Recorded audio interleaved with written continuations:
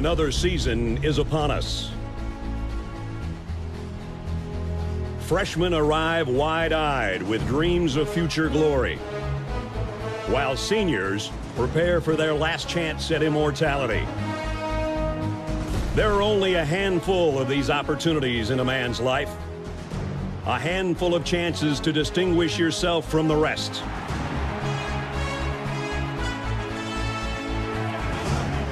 It's on these fields where history is made, where legends begin and heroes triumph. Traditions tell the story of what you represent, of those that forge the legacy you uphold. When you come charging out of the tunnel, 100,000 people will be watching your every move. How you respond to that pressure is what defines you. These are the moments that reveal your toughness, your determination, and your pride. The Roughnecks on the Sooner Schooner. Ralphie charging out of the gate. And Chief Osceola planting his spear.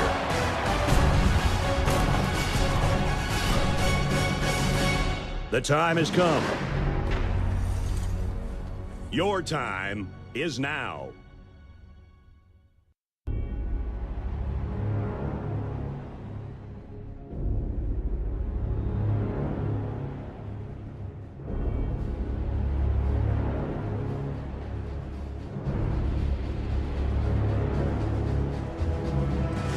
You know, boys, it's a little bit frustrating to me when the discourse over the last 24 hours is we have the worst sports day in America right now. But that can't possibly be true because tonight we have ourselves the exclusive home of 7+ hours of commercial-free college football live show tonight covering one of the premier conferences in the country. I'm joined by my co-host, Reed Napper, as well as AT from Tampa 2 College Football. Gentlemen, how are you guys doing tonight? Doing great. Doing great. We got March Madness going on, but we get to talk the real game, the real sport, college football. I mean, what's better than that? Yeah, the story of the Big Ten right now is, you know, they might have 6 teams in the Sweet 16 of the NCAA March Madness, but they also might have the best conference in college football. Yeah, I don't know. That might be up for debate here. That might be up for debate. It is debatable. Yeah, I mean that might be something where I need to get the judge gavel out, and we might need to explore that further. But guys, welcome everybody to the College Football live show. Talking about the Big Ten tonight. It's been a pleasure talking about the group of 6 and diving into every single G6 team going into the 2026 football season as we enter the spring window. But now we get into the big dogs, and we got some big dogs, and we got some burning questions that you guys have here tonight as well. And I hope you guys are excited for it. If you are, make sure you go ahead and do a couple things for me real fast. Make sure you hit that like button, but then also hit that subscribe button. If you're watching on another platform, Twitter and Twitch, for example, first of all, thank you for doing that. You know, you are the real MVP, as Kevin Durant always said. But at the same time as well, make sure you hit the follow button over here as well. I'll truly appreciate that from the bottom of my heart. But with that being said, gentlemen, not only is the Big Ten the center of the basketball world right now, leading with the most teams remaining in March Madness, but with everything that's happened the last few years in college football, in the past, we've seen the SEC dominated, no questions asked. But after what we've seen in the past few years, not saying that the Big Ten has surpassed the SEC, but I do think after what we've seen in this NIL era, I think it does at least merit the conversation. Don't you think? Yeah. I don't know. Mr. SEC, you tell me. I mean, I wouldn't say I'm Mr. SEC, but I definitely will defend the SEC until I die. So I don't know what that makes. But no, I mean, I'm not going to hate on the Big Ten. They've done a great job. I think they know exactly what they need to do to be good. Just add more teams. How many teams do we have in the Big Ten now? And I feel like we're going to be at 20 before it's all said and done, or maybe even more. So they're definitely making a super conference over there. But yeah, they are kind of the cream of the crop right now when it comes to winning championships. And so as an SEC fan, as a dog, it kind of sucks, but you just got to give them respect where respect's due, and they're dominating. So. Yeah, last time I checked, the SEC doesn't have a T-shirt with 3 reigning champions from the same conference. National champions, I might add. 3 reigning national champions from the same conference. Yeah, that's yeah, you're right, and it's cool. I mean, they're dominating across the sport. I mean, they're best of their best, but their bottom tier, their bottom tier is pretty bottom tier too. So I'm not denying that. I'm not denying that. Yeah, yeah, and it is very interesting that you point that out, because something that I always hate in terms of the discourse is using just national championships in terms of who is the best conference, right? Because you're eliminating essentially 90% of the conference for both leagues when you're trying to make that argument. Because for me in the Big Ten, it's not just because of the fact that we have seen the Big Ten win a national championship 3 years in a row, including 4 national championship participants, if you want to lump Washington in there from the 23 campaign. Mm-hmm. But then also the middle tier has stepped up as well. And I think it's helped that the Big Ten West has dissolved. And what has done as a result of that is your Iowas is a perfect example of that. We have seen more infrastructure added in terms of resources and less of complacency in terms of settling for average and trying to reach that at least above average to good tier to help bring at least the middling part of the Big Ten at least to a higher level. Yeah, I mean, the biggest, I guess the craziest thing coming out of the Big Ten is the whole Indiana story. I mean, that's the one that it makes the Big Ten feel like they're dominant when you've got a team like them winning. And it's tough to say, and this is not a dig at the Big Ten, but is it really like a Big Ten thing, or is it just Kirk Cignetti? It's kind of the same across the board with Indiana. Everybody likes to act like Indiana's spending all kinds of money and that's why they're winning. And really, it's not. I mean, they're just winning because of him. So I feel like that was just a fantastic hire. And if the Big Ten continues to add the stat, I will say one thing about them. It feels like they've got the best staff across the board in college athletics. And I think that's obviously why we're seeing them kind of rise to the top. I think that the SEC did a really good job of that in the early 2000s and 2010s era. But now I feel like the Big Ten's really taken over with staffing well, and ADs are doing a good job of that. So if they continue to have good staff, then they're going to continue to dominate, in my opinion. So yeah, completely piggybacking off of that, AT. That was the point I was going to make. I feel like the Big Ten, top to bottom, is a very well coached conference. Yeah, not saying the SEC is not, but I'm saying top to bottom, you could probably bet bottom dollar that the Big Ten's coaching ranks probably are at least the middle pack of the Big Ten. You could probably compete with the bottom half of the SEC, I would say, for coaching staffs wise. So I think I hear this a lot on Twitter that the Big Ten is, the conference of coaches. The coaching staffs in this conference are what make it so competitive in my eye. So totally agree with that. For the ADs as well, just finding the diamonds in the rough and that kind of thing. So I mean, the SEC's got to do a better job of that. I think the SEC got a little bit too political in a lot of their hiring, and just trying to find the guy that fits instead of the guy that can win. And I think that Big Ten's like looking at kind of outside looking in, just saying, "Hey, we just want winners here," and they'll kind of fit the program to what they want it to be. So they've done a really good job of that for sure. Yeah, and I will say, I think while it does merit the conversation, while I certainly don't want to go as far as, the Big Ten has definitively surpassed the SEC, and why it's just, meriting the conversation is, you're still looking at in terms of the bottom half or the bottom third of your conference. I still think the SEC has an advantage over the Big Ten. Arkansas was a team last year that didn't win a single SEC game, but with the way that Arkansas played and their style of football, you would still probably take them over a Purdue, for example, or an Oklahoma State, or whoever you would like to toss in, Stanford, I guess, like over in the ACC. So comparing the SEC's bottom third compared to the other conferences, I still think the SEC has the best bottom tier out of everyone of the power conferences.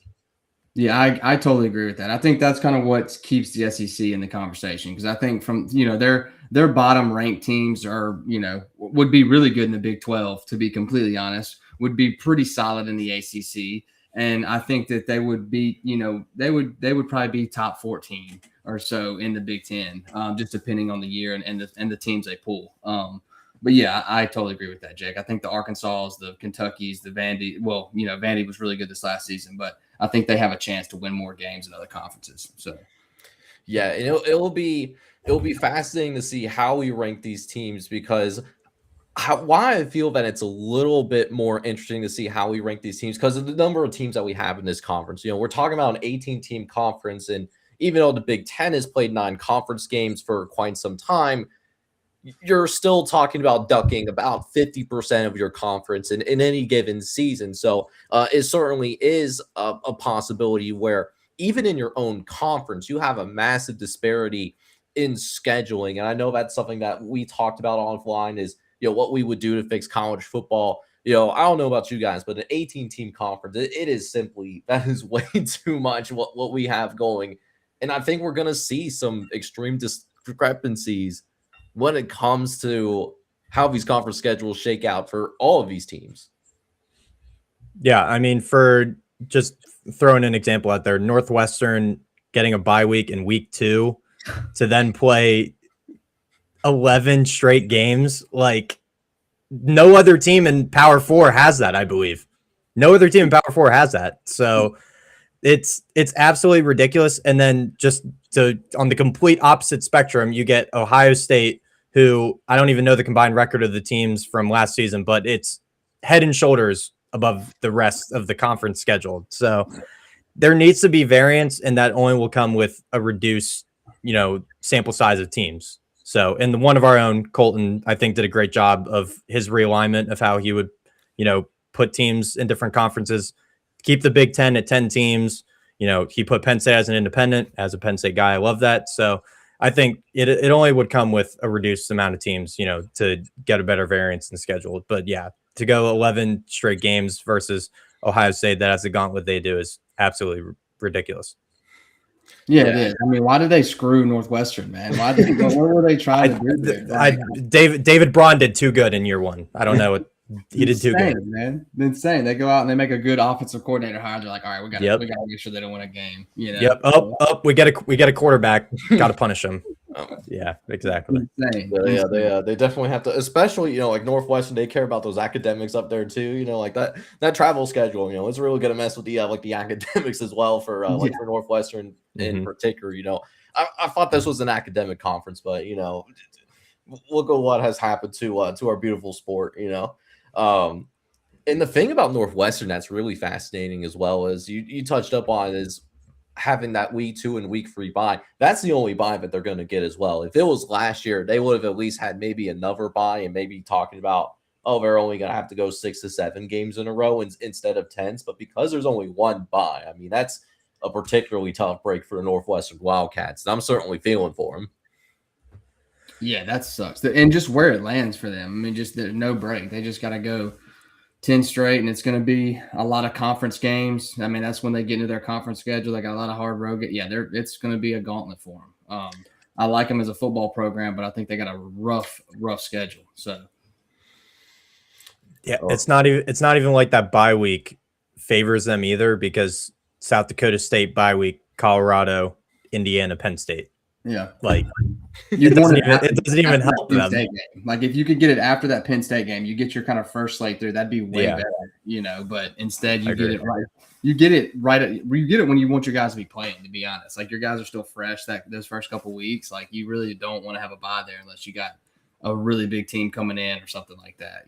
So yeah, But hey, man, so for those of you that are familiar with our spring first look series, so I'm going to go ahead and draw up the big board. So Reed, AT, and I, we were talking about this ourselves, because this conference is so massive, the bigger monitor is in service. So if I'm looking to the side a lot more often, is because how I normally have things set up on my end. It's a little bit inverted because of the size of this conference, and hopefully when the day comes where we do have a college football commissioner, and maybe it's someone from his channel, because we actually care about more than just the big brands.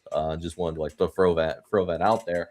we could get some of this under control. But for right now, we have 18 teams that we're going to rank, and we are going to start from the bottom. We're going to work our way up until we get to our number one teams. Boys, you ready to conquer this monstrosity for the live stream here tonight? I hope you two have a drink. I do, so I'm gonna need to take a sip every few teams. Yeah, same here. Yeah, it might be like to the point where like we're getting towards the the end tonight, and like it's the consequential like SpongeBob when he's like in like saying these like land domes like water. I need water. But hey, let's go ahead and get things started, and I'm gonna go ahead and kick things off. I'm gonna start from the bottom, and I'm curious if you guys feel the same way that I do as well. So my number 18 team does have to be the Purdue Boilermakers. And this is no knock on Barry Odom necessarily. I think if he is given enough time, I think Barry Odom is going to be able to turn this thing around. And he's going to have a heck of a football program, similar to what Jeff Brom has done before he took the Louisville job. That being said, the difference between last year and this year is I think what we saw last year for the most part is that this Purdue football team is essentially what happens when you take your average G5 football team and you drop them into the Big Ten. That was Purdue in a nutshell, right?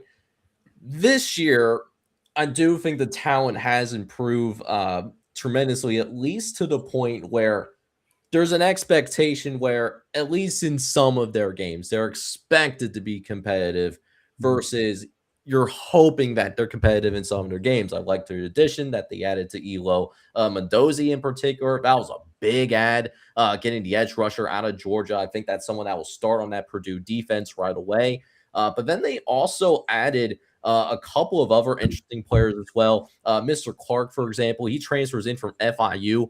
Absolute ball hawk from the Conference USA. 3 interceptions, 13 passing breakups last season. So the dude was flying all over the field for FIU last season. They also added an all-conference punter in Dylan Drennan from Buffalo. So the special team should be pretty good. And then they returned Manny Powell as well as a third-team all-conference linebacker in the Big Ten. So there's some pieces now in place for Barry Odom. But with the loss of Nitro Tuggle and Hank Parvis, it's going to be tough for them, I think, to consistently generate offense, especially trying to replace Nitro Tuggle's production. Yes, Mississippi Red Zone. Woo! Yes. Mrs. CEO right there. Yeah. Go ahead, AT. Okay. Yeah, I'm right here with you. I'm right here with you, Jake. I got Purdue sitting number 18. I mean, not to step on all the points you just made. I do like Barry Odom. I think he's a good coach. But I'm not hype on them. And they had a really bad season last year. I think that they will be better. I think they'll improve, but improving, they're the type of team that, they've got nowhere to go but up. So I feel like they're just, they lost some key pieces. Hank Purvis, I know you mentioned him. They do have their quarterback back, but it wasn't just like he was out there, playing really, really well. So it's going to be a tough season for him. I like Barry Odom, but yeah, I think they're kind of the bottom tier of the Big Ten right now. So Ditto. Not much to add. Got Purdue, bottom of the barrel. Not going to beat the Horsewads down though. Losing your top 3 receivers. Ryan Brown, returns at quarterback. Not a lot to talk about through more interceptions than touchdowns last season. Yeah, Purdue. I think they'll win a game or two within Big Ten play because these bottom 3-4 teams are kind of all on the same plane in my eyes. But yeah, I think defensively they'll take a step up for sure. That linebacker group, headlined by Elo Mendoza again, is going to be the standout of the defense. And Mr. Clark, Don Sanders, Justin Denson Jr. from Michigan State, Jaden Mangum from Michigan, all got notable game time last season. So I think their defense is going to be the standout. It's just, can they step up offensively?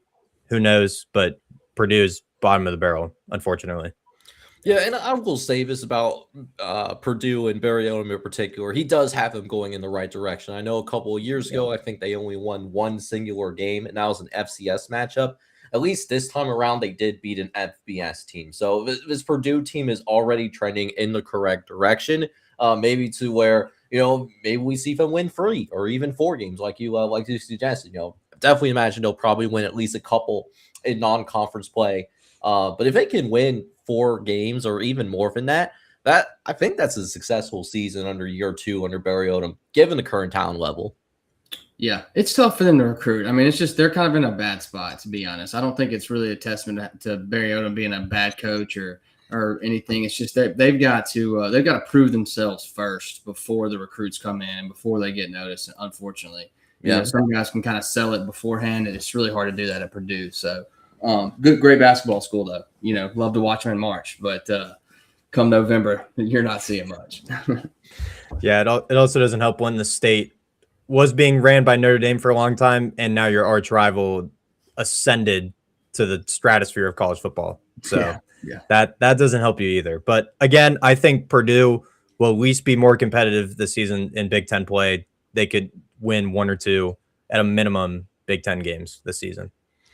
Yeah, absolutely. So maybe still a basketball school for right now, but the football is getting a little bit better. But I do think that, at least from this point on, I don't think that we're going to have consensus between the 3 of us. So I know that we haven't had Mr. SEC, allegedly, around for a little bit. So, I'm going to pose this to you, AT. When you're looking at, the rest of the Big Ten, who's that team that you have as your number 17 when you were looking at this conference from more of a holistic standpoint? I'll be honest, this is tough too. There's so many teams in this conference. It's tough. Like, I feel like the 15s to the 18s can all kind of be interchangeable. Same with like the 14 to the 10 and so on and so forth. But right now sitting at number 17, I've got Michigan State. I think they're going to be a good football team next year, but they just lost so much. And they lost their quarterback, lost wide receiver, lost Mekhi Frazier, Aiden Childs, Nick Marsh, lost some guys on the defensive line as well. I'm just not excited about him. I think Pat Fitzgerald is a good coach. I think he's okay. But I just think that they lost too much, and it's just going to be interesting to me to see kind of where they're going to go from here. So I think they're kind of under the same boat to me as a Purdue team. I just don't know enough about them right now. They didn't have a great season last year. We're going to see it's going to be fresh legs there, fresh meat, I guess to say, but I'm not excited about them. I don't know what to expect. And so that's kind of why I've got them, bottom of the barrel here right now. So I am at least a little higher on Michigan State. I've got him at 15. I think Pat Fitzgerald is going to have a solid year in year 1. Again, he has to get used to the NIL era because he hasn't coached since pre-NIL era. But I think their additions in the portal are gonna be solid. They're gonna be effective to at least get Michigan State some wins in Big Ten play this season. Sorry, I'm pulling up their roster again. But again, Michigan State I think is heading in the right direction with Ryan Fitzgerald. They're finally aligned from the top down with AD now in the football program with Fitzgerald at the helm. I think they're not gonna take the world by storm like in Indiana with Cignetti in year 1. I'm not expecting that at all. But I think they're at least going to be heading in the right direction. The standout transfer is Cam Edwards from UConn at running back, over 1,200 yards, 15 touchdowns last season for the Huskies. He's going to be the standout on offense.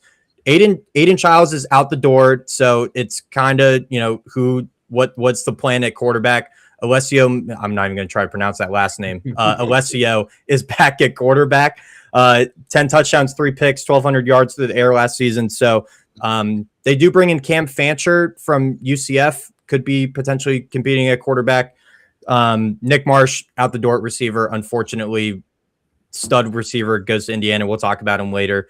KK Smith and Frederick Moore come in from Notre Dame and Michigan, respectively. I think they're going to be standout players from day one on this Michigan State offense. O-line is going to be a little bit questionable from the look of it. It's going to be some patchwork. It looks like it's some incoming portal players. Ben Morosky is probably the most notable one from UConn at left tackle.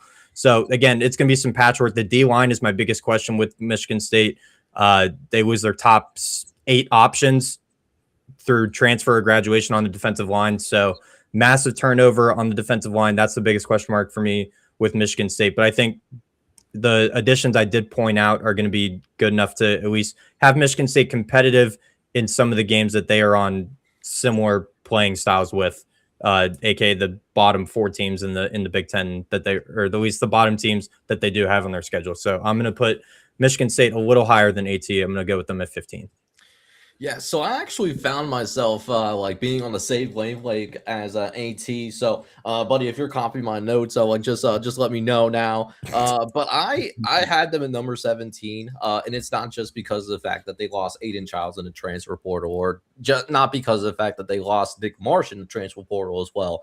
They also lost Jack Velling, who's going to be moving on to the NFL. That's going to be a big loss for his Michigan State football team, and I'm not sure. Outside of Cam Edwards, if Michigan State did enough to really replenish the weapons that they lost in the transfer portal, aside from what you already talked about with the defensive line, and that being a question mark as well. One person I did want to add, I did at least tickle my pickle a little bit, is Carson Gulker. He was a tight end at Ferris State. Was productive at Ferris State last year, over 550 yards and 7 touchdowns last year, for really a Division II powerhouse. But going from Division II up to the FBS, I know we just saw training that Jim was make this jump, and he was a superstar right away. But that doesn't always happen. So I'm curious to see what kind of role Carson Gulker has in this offense. I think the linebackers could be interesting. Kenny Soares and Deion Crawford. I think there's some solid linebackers here. While I do think Michigan State is at the very bottom outside of Purdue, I do think, because I trust Pat Fitzgerald in the job that he did at Northwestern, seeing him back in the Big Ten coaching ranks is good to see that. I do think that this Michigan State team will win a couple of games that I think is going to surprise some people a little bit, but I do think overall the expectations are not going to be very high, and they shouldn't be in year number 1. Yeah, I'm just not excited about them. I think their offensive line will be okay. I know they kind of lost some guys. I think they added enough there. It wasn't great last season. So, yeah, the defensive line questions are huge. And they're just unknown yet again. I mean, I know I'm kind of beating a dead horse with that, but we just don't know enough about them right now in Pat Fitzgerald's first year. So just kind of got to keep them low right now. For sure. Yeah. Yeah, listen, I will say this, Reed, maybe a little bit of a Pat Fitzgerald truther on like having them a little bit higher than AT and I, which begs the question, you did have Michigan State at number 17, like the rest of us. So who is your number 17 team then, if it's not a Michigan State, and it's certainly not a Purdue either? It's Penn State's little brother. It's Maryland. Maryland is number 17. Yeah, geez, this could get really bleak really quickly. Mike Locksley going into year 8. I just don't see it. I don't see it. I'm going to be honest. I'm surprised he's still there. I'm surprised I haven't pulled the trigger on him. They have the talent. They have the talent on paper to be a competitive football team. I don't understand it. They had it last year, got off to a great start, classic Michael Locksley fashion. They started off 5-0 and then, or 4-0, excuse me, and then lose their final 8 games. So I don't know. I don't know with Maryland. I really don't understand it. Why Locksley is still there. Malik Washington at quarterback is probably the lone bright spot offensively. I love him as a quarterback. Kind of surprised they were able to retain him, if I'm being honest, but he is still there. The running back room could be interesting. Traquan Jones comes in from Old Dominion, over 700 yards and 6 touchdowns last year for the Monarchs. Could be a player alongside DeJuan Williams, who comes back as the starting tailback. Naheem Abdul Rahim Gladding, all name team. Also comes in from Old Dominion, nearly 700 yards receiving, 6 touchdowns, nearly 13.4 yards. Average depth of target. So he's gonna be a big playmaker to make up for the 3 top receivers all graduating for Maryland last season. Offensive line is where they have to step up. They looked very spotty at times, in my opinion. I watched a handful of Maryland games last season, and they just looked really spotty at times. So offensive line, if they can protect Malik Washington, I think they're going to be at least somewhat competitive offensively. Defense is where my biggest questions lie, though. They didn't really add much of anything, at least notably to my eye, aside from on the defensive line. They added a handful of players on the defensive line, but back end, they didn't really add much aside from Amari Jackson, got some notable game time at Boston College. Linebacker, I think they could have improved on potentially from the portal. They didn't really add much. So the players that they did lose in the portal, they didn't really backfill in the portal enough for me to have Maryland, as a real competitor in the Big Ten. I'm not high on Mike Locksley anymore. And if I'm being honest, I think he gets fired midseason. I think he gets fired midseason. If we're putting out bold predictions in the show, I think he gets fired by their bye week in week 8. I'm just going to put that out there. I just hate to say, I don't even think that's a bold prediction at this point. It sounds like Mike is on. I mean, yeah. I don't know how they haven't pulled the trigger already. I'm kind of in the same boat as you, Reed. I think it's between him and Luke Fickell who goes first this season. So yeah. We'll see. And if I was a betting man, I would say Mike goes first, unfortunately. But yeah, and the early schedule does not favor him. At UConn week 2, home to Virginia Tech, UCLA, at Nebraska, Ohio State, both on the road, and Rutgers. Well, we know he's a September legend, September legend. He just can't get it together at the end of the year. So I don't know. James Franklin owes him, and at UConn with Jason Candle at the helm could, who knows? So, right. And then at Nebraska and at Ohio State, back to back is good luck. Good luck. Yes. Listen, I will say this about Maryland, because I actually did have Maryland like a little bit higher than you did, Reed. I had him as my number 14 team. I hear what you guys are saying about Mike Locksley. Definitely a September Virgin. I don't think anyone is going to sit here and deny that whatsoever. And they also didn't add a ton of talent in the transfer portal, but they also didn't lose like very significant amount of talent either that they did have. The biggest loss I think that they did have was Lockie Rowland, who did transfer to Arkansas. He had 3 interceptions for his Maryland secondary last year. That's a tough loss, but they still have Malik Washington, who I think showed tremendous promise in his freshman campaign. Now he has another year in college to develop. His body's going to be more mature, and he's also has more game grit, so he's going to be mentally sharper as well, I would imagine. They also added Zion Ely is a 5-star recruit, in his 2026 recruiting class. I don't talk about true freshmen very often when it comes to doing a deep dive for each individual team.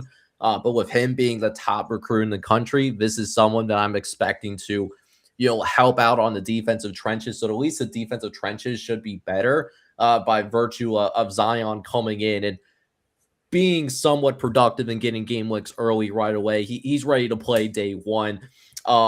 Mike Locksley, though, I think he's going to have to pull a couple of upsets here in order to remain for his 9th season. But I do think at the same time, there's pieces in play where I'm looking at Maryland, and I don't see them as a bottom 2 team. I think they're going to be one of those teams that, will at least give some of the the other teams in that middle to bottom tier a very tough time.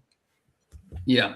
I'm right in between you guys here. I'm sitting at number 15 for them. Similar thought process, though. Not super high on them. Like I said already, I think Mike gets fired, middle of the season here.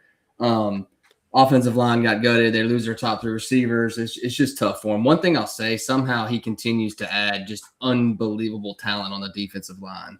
They brought in Zion Lee, but they have Sidney Stewart and Zahir Manning sitting there right now that didn't leave. And those are some of the best, pass rushers in the country, and those 3 right there. I mean, that's just a crazy defensive line room. I feel like we'll be talking about all 3 of these guys in the NFL at some point. But you just can't pull the rest of the defense together. You got to have a full front 7, not just good edge guys on the edge. And Malik Washington's back, but who are his targets? What their offensive line is going to look like? Just so many questions in the air here. And I think just to hone it in, I'm just not super hype on Mike Locksley right now. Just the same thing you were saying, Reed. I just don't think he's gonna be the man moving forward. So, I have him sitting at 15, but they could easily be a better team based off the talent composition they have, but they could easily be a lot worse team based off of, kind of the way that the trajectory that they've been going the last few seasons. So For sure. All right, so I'll go ahead and since I was the highest on Maryland, I'll jump into who I have on my number 16 team. So number 16, I was debating whether to put them below Michigan State or not. I actually have UCLA coming in here at number 16, and this is a lot of a prove it type of deal, right? With Bob Chesney, right? You're going in. He did a great job at James Madison last year, so I do think the coaching has upgraded. But I will be honest, Deshaun Foster, he stepped in and he, this was a very bare bones team last year. And, while Bob Chesney did bring in some of his players from James Madison who made that run in the college football playoff in virtue, thanks to some chaos that happened in the ACC, Wayne Knight, Landon Ellis, Zahir West, for example, all coming from James Madison. At the same time, Big Ten competition is a whole different ball game. Even though James Madison, did have that 11-1 season, there was some times where, a couple of times they, struggled against teams that they really shouldn't have struggled against. And now you're playing against significantly better football teams. I did like the ad of Sammy Omasgo, the linebacker transfers in from Oklahoma. Things going to start right away. But for me, this is kind of a prove it type of deal for Bob Chesney and this implants of James Madison type of roster. AT. I'm interested to see what you got, Reed. I am a little higher on UCLA. I have them at number 14. I think that implant of JMU talent is going to translate, at least in year one, for Bob Chesney. Again, the whole debate with him taking the UCLA job is that he's never coached in the Midwest or the West Coast. That was the whole debate. He's been a notable recruiter on the East Coast, and he's only coached on the East Coast. So I think Nico coming back at quarterback, I probably will let AT talk about that more since he is more familiar with Nico. I think that's going to translate well. Just another year of Nico. I think Wayne Knight could have a big season. I think he carries on from what he did at JMU, especially in front of an O-line that you're implanting 3 of the offensive linemen from JMU. At least I'm projecting them to start. So I think offensively they're going to be fine. Defensively is where I have questions, mainly on the defensive line. It's a portal overhaul. Anthony Jones goes to Nebraska. They have 4 graduates that all played significant game time last season. Defensive line is where I have my biggest question with UCLA. Massive portal churn there. Sammy, I'm not going to pronounce that last name. Sammy, the player that you pointed out, Jake, I think is a major impact player at linebacker coming in from Oklahoma. Drew Spinagati also comes in from JMU, got notable game time, 29 tackles, 2 sacks, 2 pass breakups last season, played in every game for JMU last season. I think he could also be an immediate impact player at linebacker. I'm also excited about their DB room that they bring in. DJ Barksdale, Tal Johnson from JMU and Utah, respectively, were both decently rated portal acquisitions at defensive back. So I think Bob Chesney can at least be competitive in year one. Again, not saying he's going to light the world on fire as a first-year head coach at UCLA, but I think the Bruins are going to be competitive. I think they might pull off an upset or two with their schedule. Just pulling up their schedule again. I mean, it's a very manageable schedule. At Michigan in week 12 at the end of November won't be fun, but also Minnesota at the start of November won't be fun. But I think UCLA can be competitive.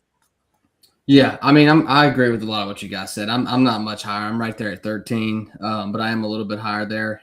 I like Bob Chesney a lot. I think he's a heck of a coach. Wayne Knight, Spinagati, I think those guys are going to be some, really, really good additions there.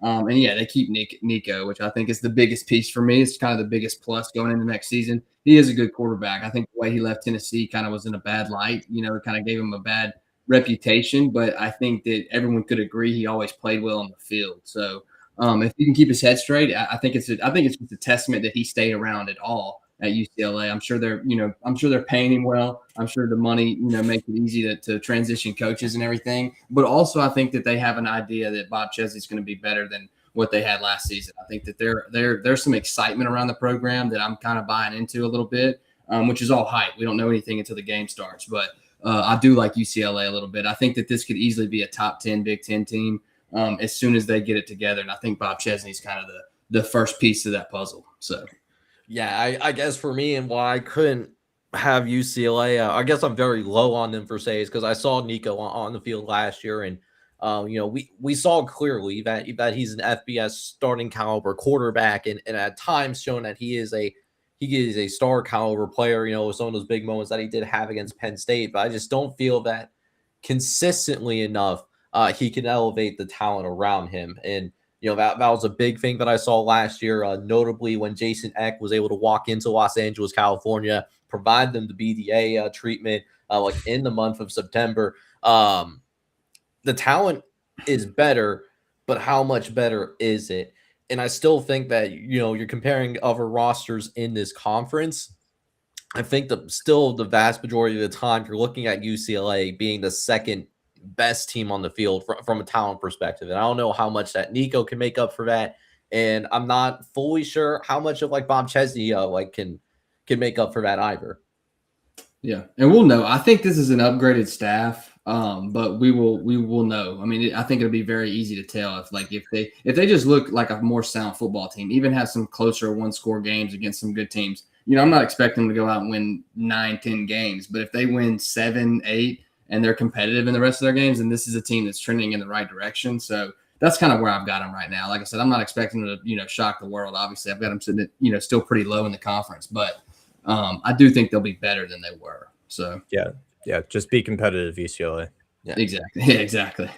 Now speaking of shocking the world, though, AT, I still see that number 16 for you, wide butt naked open. So, is there a shocking team that you have as your number 16 team in this conference going into the spring, or are you looking for a team a little bit more conventional for for this type of year? I guess for next team. I don't think it's just a huge shock here. I've got Rutgers sitting at number 16. They're a good football team. I think that I love Schiano. I love the coach. I love Greg Schiano. I don't know if I love him because I think he's a really good winner or just because I think he's got a great mentality. But I think he always has. He's a good hype type guy. I think he gets the best out of his players. I think Rutgers is another school similar to Purdue where it's incredibly hard for them to get good guys around them.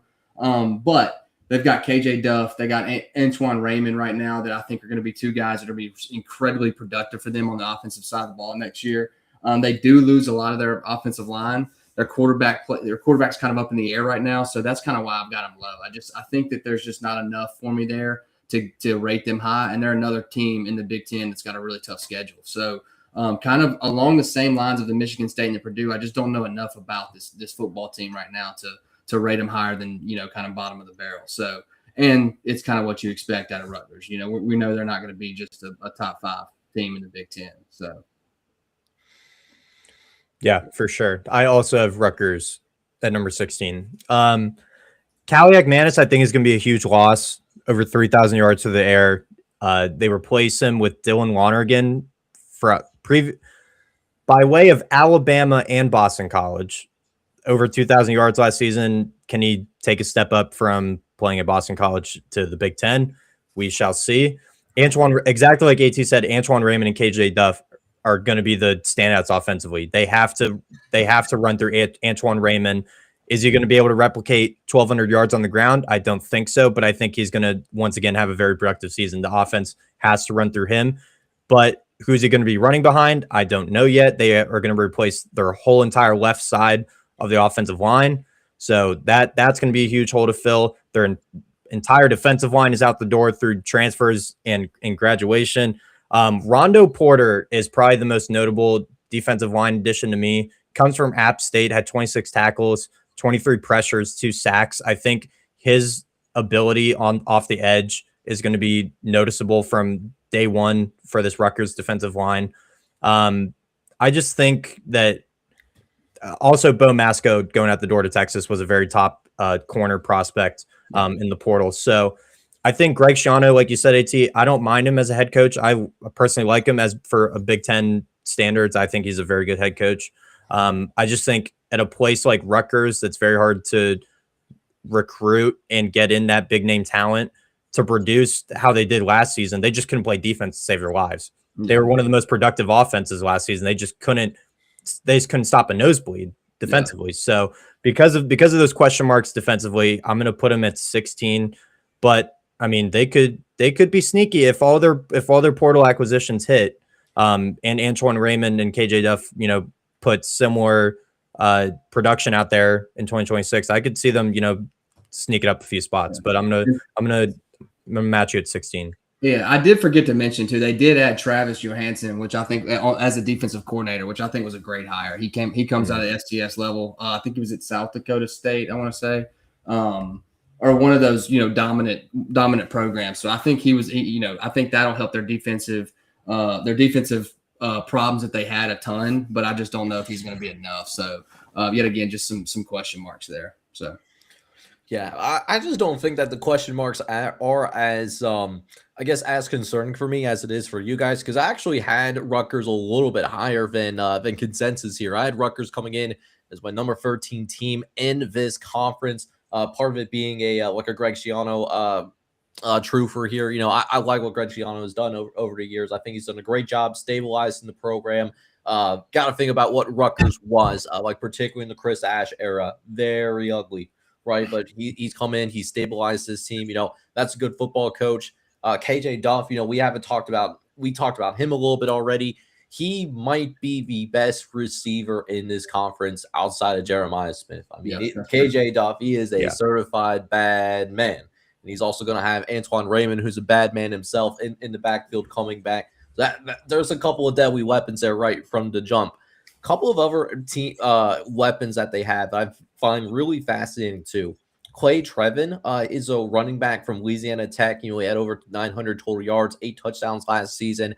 Don't expect him to be the starter, obviously, because Antoine Raymond's coming back. But for a change of pace back, to give Raymond some breathing time, that's not a bad running back to have as your RB2 at all. And then they also added Cameron Anthony, who's a starting little tight end that they got from Ball State too. And then on top of that, we talked about defense being a problem. And listen, I don't think this defense is still going to be great. I think they're still going to have some issues in the back end. But to their credit, they did add a couple of other edge rushers. Malachi Davis from Toledo, he had 5.5 sacks last year. And then Jaden Burnett transfers from Tulsa, who has 6.5 sacks. So I think the defense goes from being just horrific to down horrendous, right? To maybe looking at them as a below average unit. And I think that lends themselves some room for improvement, especially if there isn't too much of a drop off from Calamanis to Dylan Lonergan, who, I'm not saying that he's at Athens level, but he does at least bring starting experience to the table, which I think is very valuable as well. Sure. I want Rutgers to be good. I'll just put that out there, and I do like who they got at the helm and Greg Schiano. So we'll see. We'll see what happens there. I guess now we just got to figure out who you got sitting at number 15, Jake. Yeah, you're right. I'm glad that you mentioned number 15, because that is actually where I do have the Wisconsin Badgers coming in under Luke Fickell, who I was actually a little surprised that he survived last season. I thought that might have been a situation where we did end up seeing a coaching change. But give Luke Fickell some credit. They played better in the month of November. That might have been a difference in terms of saving his job. And now he comes in. Some interesting pieces here, right? They added Colton Joseph, first and foremost, quarterback from Old Dominion. They also added Abdul Sama from Iowa State. That's a nice running back. They added a few other weapons like a Jacob Harris from Bowling Green. And, they added the defensive line in particular is going to be, I think, a fascinating unit to watch. Junior Poyser, Jake Anderson, Liam Dennett, all coming from either the group of 6 or from the notably Division III ranks. Liam Dennett, 15 sacks in 2025. You know how hard it is to have 15 sacks in a college season? I mean, I don't care what division level you're doing that. That's pretty damn impressive. So that'll be a fascinating unit to watch. I do think the offense is overall going to be better. My question is that has Luke Fickell learned that changing the core identity of Wisconsin football over the years? Has he learned that that's not going to work? Do they go back to Wisconsin football that we've seen from, a Paul Kreist, like for example, where they were running that rock and they were turning out running backs like nobody's business? That's the $1 million question for me. This is more of I don't trust Luke Fickell here, but I do trust that the roster, I think offensively, does lend itself to some more upsides. But from a baseline perspective, Luke Fickell has to prove something to me, because he's lost his touch since he's been at Cincinnati and taking them to the college football playoff. Yeah, man, I'm not much higher. I've got him sitting at 14. They're kind of, I'm in the same boat as you. I think Luke Fickell's another guy, just like we were talking about Loxley. I think he could be gone middle of the season here. I really do like Colton Joseph. I think he's a top 25 quarterback, if I'm being completely honest, in the FBS right now. Love their linebacker room in Mason Posa and Cooper Catalan. I think those guys are some studs. But they did lose some big talent. They lost, Joe Brunner, their big guard there. Mason Reiger and Daryl Peterson on their defensive line are two guys that they're losing. So, and you just don't know enough about Loxley. I mean, the whole story behind what they did was they wanted to keep him around and put a lot more money in the NIL. But it seems like they didn't just, if that was the case, we felt like they were going to dominate the portal, and they did well, but they didn't just go out and dominate. So I don't know if it's just if they had as much money as they were trying to act like, or if people just are not as bought in over there right now. But just not a lot of hype around them, and not a lot of hype around Luke Fickell, to be honest. So got them sitting kind of in the bottom tier team. I think they've got a good team, and they've got obviously a well-renowned program. So would like to see Wisconsin be back at the top. You know who is bought into Wisconsin, AT? Me. Who's not in the real good? Sell me, Reed. I am bought in on Wisconsin. I have Wisconsin at number 11. Okay. And because of that, it's not solely by one man, but one man did have a lot of influence, and his name is Colton Joseph. Exactly for the points that AT talked about. He was arguably top 25, top 20 quarterback in the country last year. 2,600 yards passing, over 1,000 rushing, 21 touchdowns, 10 picks, 13 touchdowns on the ground. Like, dude is straight production. He, at Old Dominion of all places, to put up those numbers is crazy. And to put him in a backfield with Abu Sama, who rushed for over 700 yards last year and 5 touchdowns at Iowa State, I think they get back to what Wisconsin football is: ground and pound, classic Big Ten West football. We're going to smash you in the mouth. They have to be able to do that with a competent offensive line, though. So if they put together a competent offensive line, I think they are capable of doing that. Jacob Harris comes in from Bowling Green at tight end. I think he's also going to be a major contributor there. Lance Mason back at tight end as well. Receiver is a big question. Zion Kearney and Malachi Coleman are two notable names from Oklahoma and Minnesota, respectfully. Didn't get a lot of playing time, but I think they could be impact players. Jalen Domingo, I think that's how you're saying that. Also a transfer addition, over 850 yards receiving, so I think he could be a impact player for day one at receiver. Defensive lines overhauled through the portal. I think they could. I don't know how they're going to be on the defensive line. DB room, I'm excited about. Marvin Burks Jr. from Missouri is probably the standout name there. Over 11 tackles, a pass breakup, interception from Missouri. Javon Robinson from Arizona State also got notable game time as well. So I'm trusting Luke Fickell. He's proven it before at Cincinnati. I think he gets back to that level. May not be this season. He's fully back to that level. I see them trending back in the right direction this season. They're going to be a middle of the pack Big Ten team this season. And I think I trust Wisconsin. They say they're backing him with NIL funding and the resources and everything like that. I'm trusting that. I'm believing in that. The Badgers are going to be somewhat relevant again. Got him at number 11. And Colton Joseph, we trust. And Colton Joseph, we trust. And I do trust in Colton Joseph. I'll say that. I think he's a heck of a quarterback. Like you said, I love that you did sell me there. He is production. I love that. That's what we can call him. He just is production. So But you still have a little gap there sitting at 13, Reed. So where are we at there? Yeah, I got the Northwestern Wildcats at 13. Now hear me out, because I know there's other people in the space that are a little bit higher on the Wildcats, but it's their roster and coaching staff is not why I have them at 13. It's the schedule. I talked about it in the open of the show. I cannot overlook the schedule. South Dakota State to open, bye week, you play 11 straight games. You can't overlook that.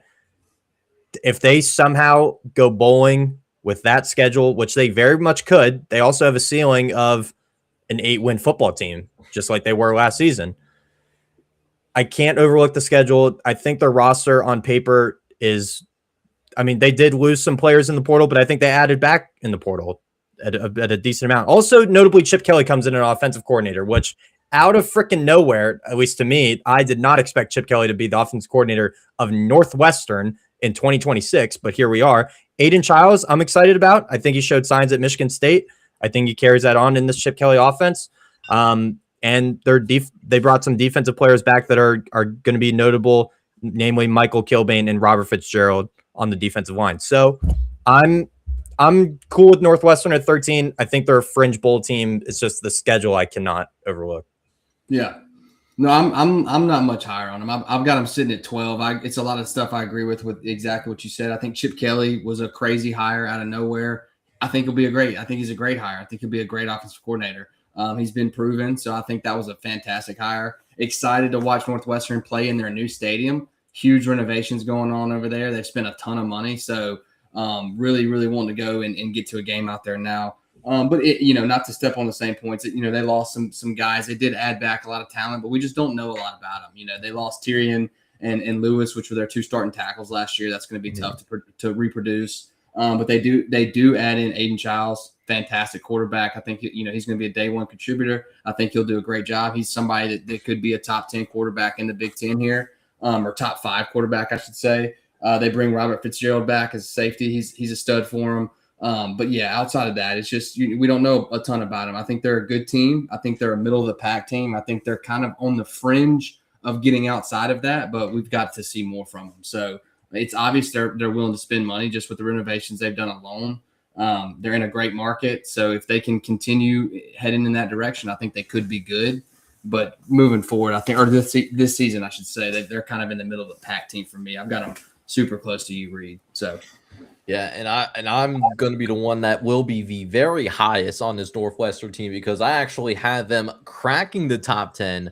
They will be coming in, if I can learn how to drag properly, I have them coming in as my number 10 team in the Big Ten. I am, in fact, an Aiden Childs believer, especially being paired up with Chip Kelly. I think there's some good things that could be done there, particularly with what Chip Kelly done with Will Howard. As part of that national championship team at Ohio State a couple of years ago. But it's not just Aiden Childs. How about the pickup of Kobe McKenzie transferring in from Oklahoma? That's going to be probably one of the captains of that Northwestern defense next year.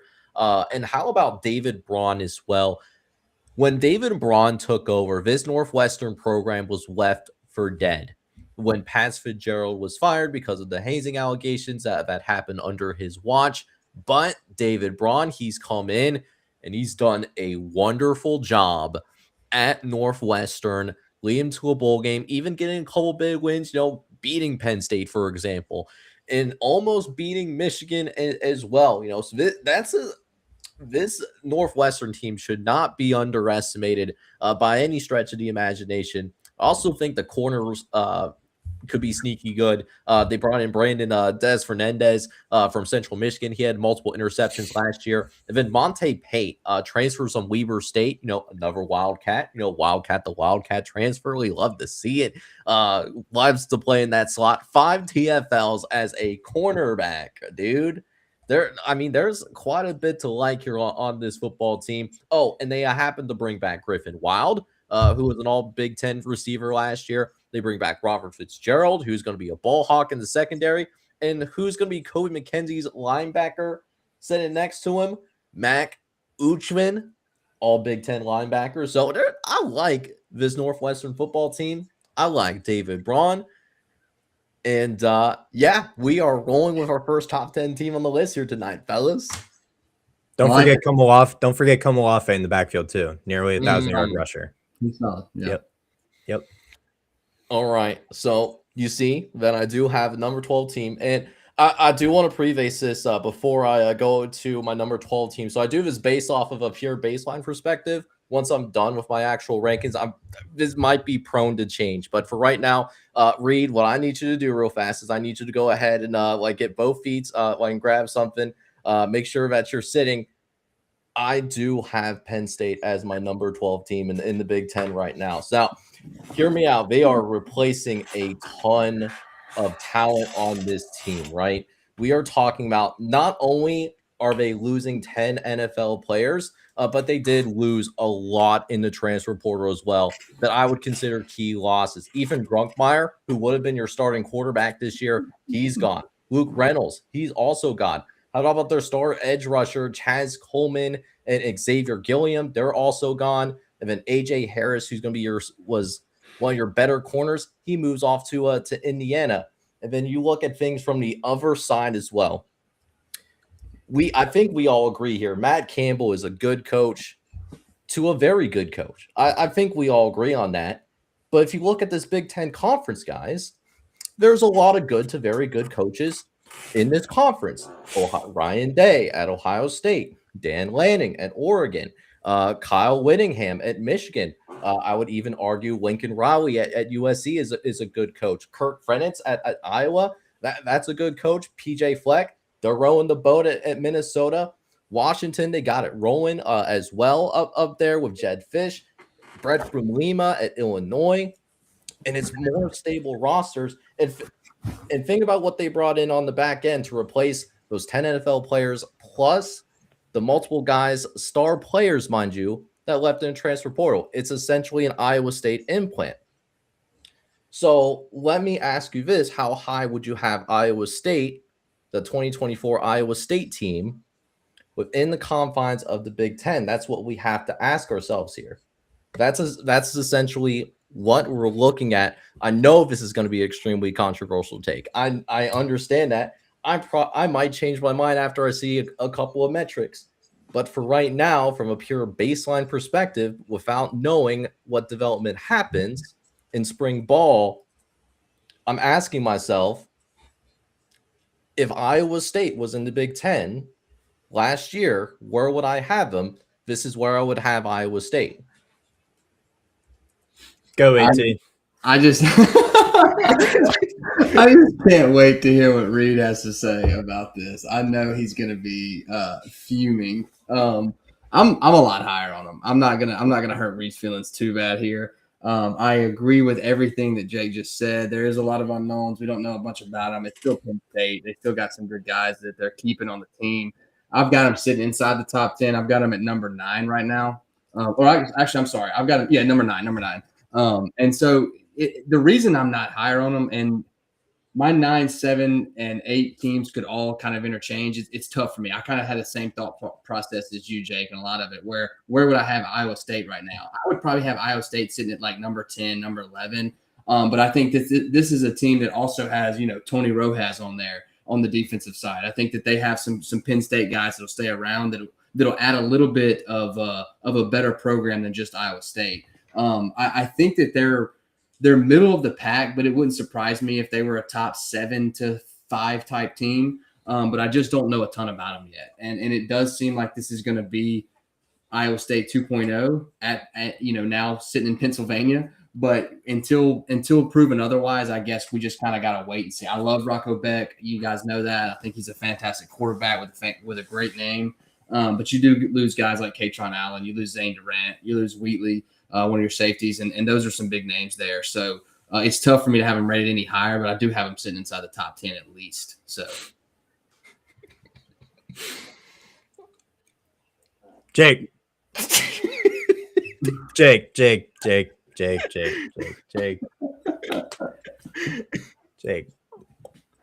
Right, I would call you a friend, Jake. Right? Like we're friends. We're friends. We're acquaintances. We're coworkers. It's a good thing that we're not too close to each other, huh? Like if you were trying to reach for the screen.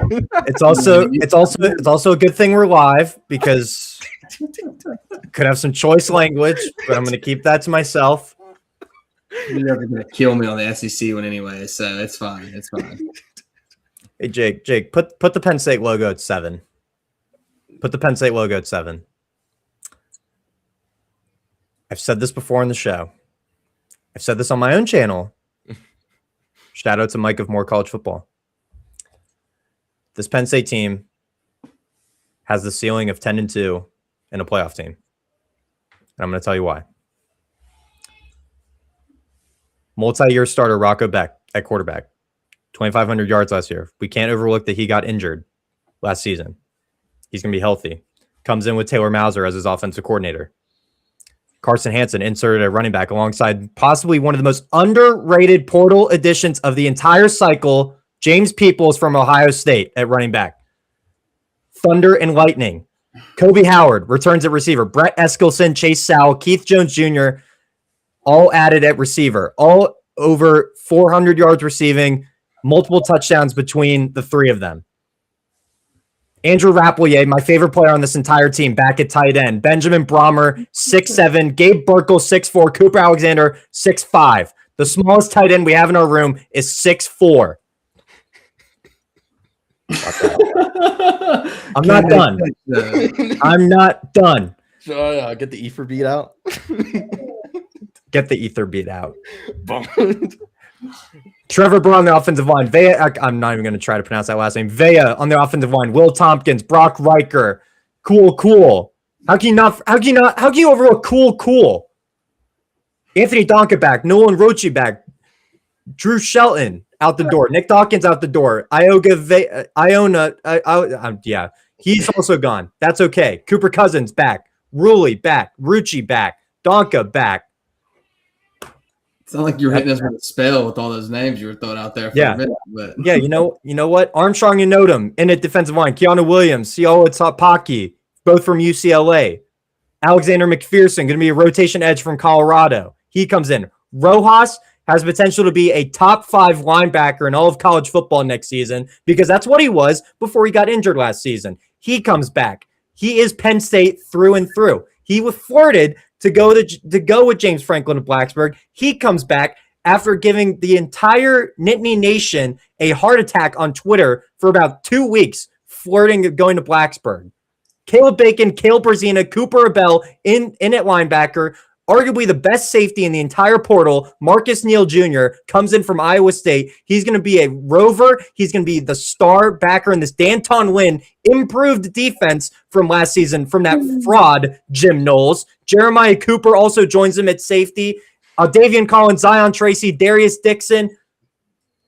This is a playoff team. You can clip it, put it in the hype video. I've done this on the show before, and I'm not doing it again. This is a 10-2 football team. We lose to Michigan, maybe to USC at home, and at Washington. This is the easiest schedule I've ever seen in my life. You could probably tell I'm getting red right now because I care. Penn State, top 7 team in the Big Ten, fringe playoff team next season. The schedule's favorable. The schedule's very, very favorable. Yeah, I think we agree. I think Penn State, and we talked about this earlier before we even jumped into these rankings, talking about the scheduling disparity and how it is easier to get deduct certain teams than others. When you have a 9-game schedule, there's 17 other teams in your conference. So, I mean, I hear what you're saying. 10-2 is certainly possible for his Penn State team, and I wouldn't be surprised if that was the baseline. But at the same time, when I think about Matt Campbell, what was the biggest problem that James Franklin had at Penn State? And that was winning big games. No, I don't know if Matt Campbell is able to sit back. What James Franklin did, because remember, Big 12 had similar resources, top to bottom. There is not as much of a discrepancy in resources in the Big 12 as what you see in the Big 10. That's true. What did we see Matt Campbell do in the 2024 Big 12 championship against Arizona State, for example? Really big game. How did that Iowa State team perform?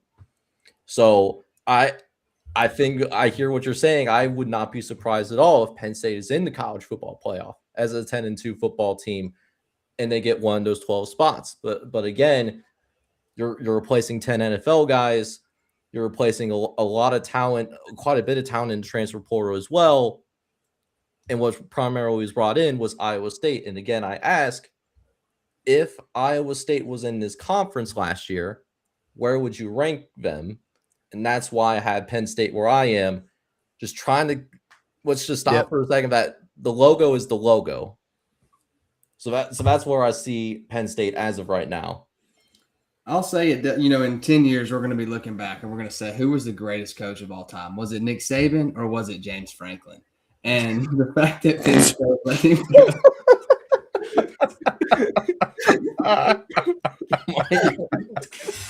is insane.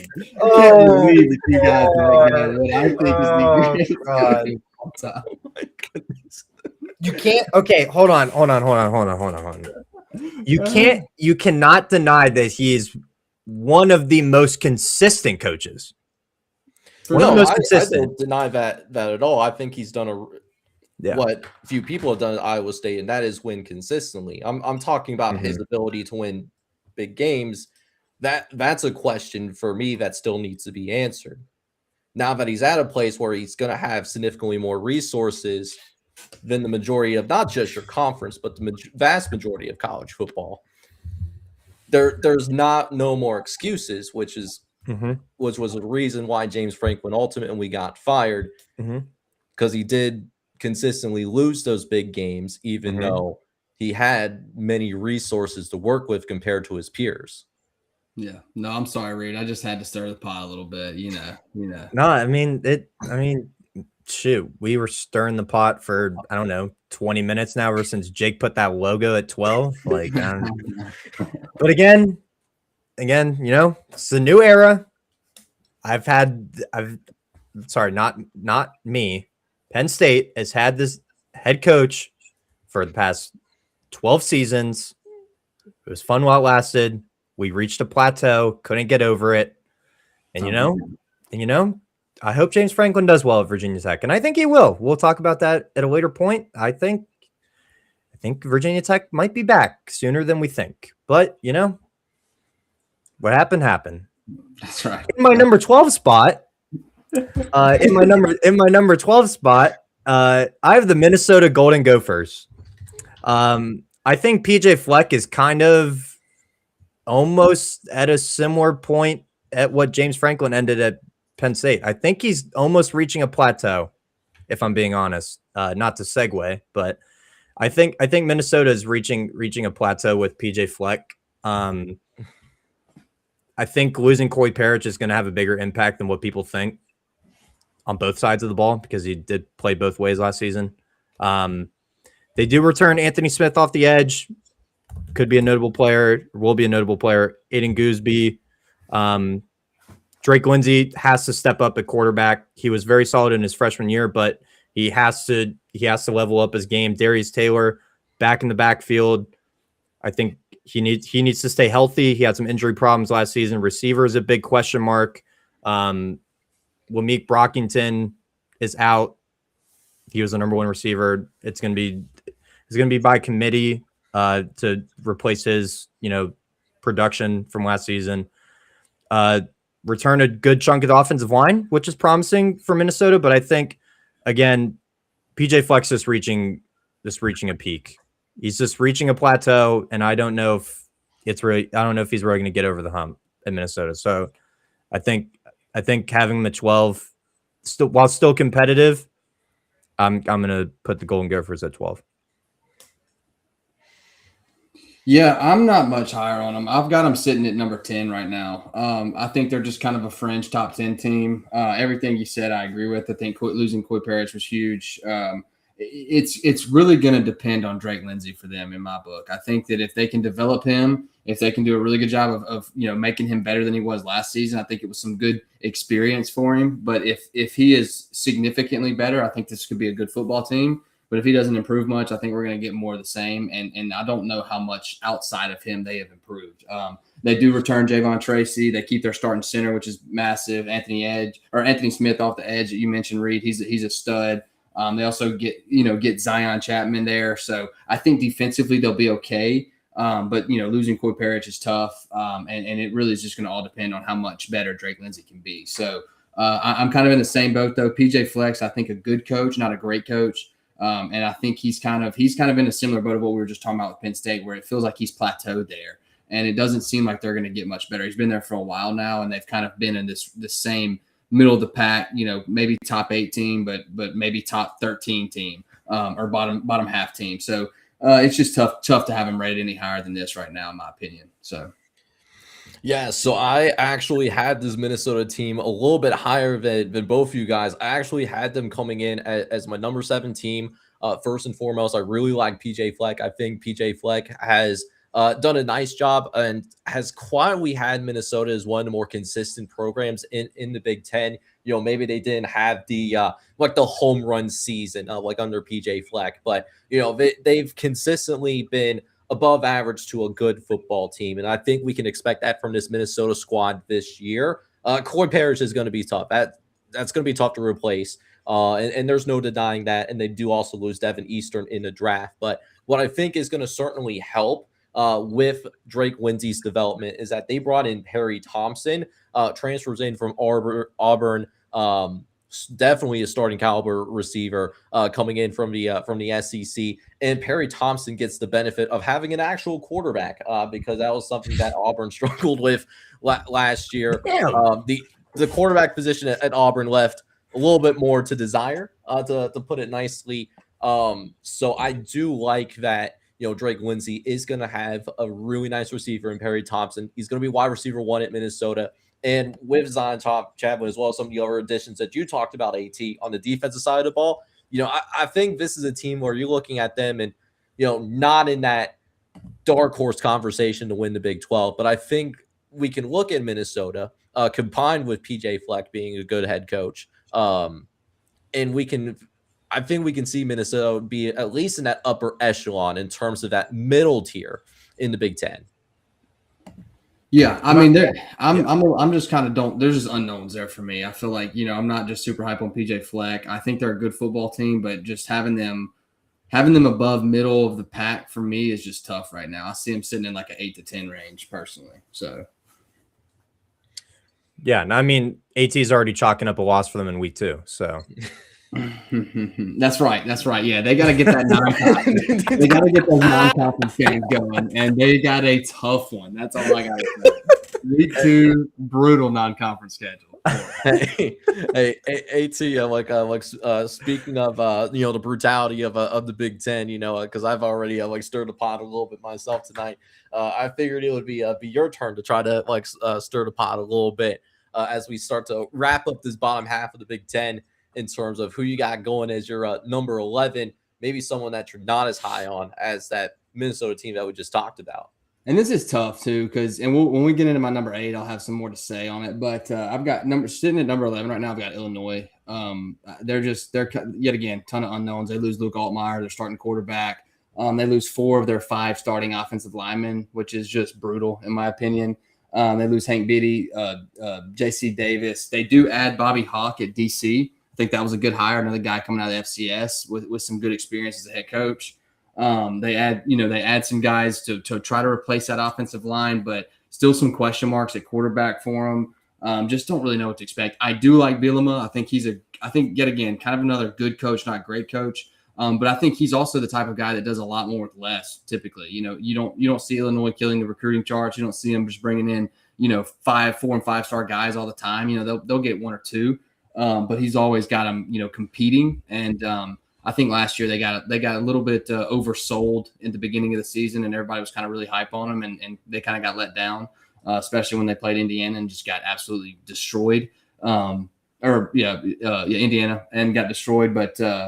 But here we are. I think they're kind of a middle of the pack team. I think they'll be okay, but just not a lot to look forward to with them. And just they lost so much talent, especially on the offensive line that.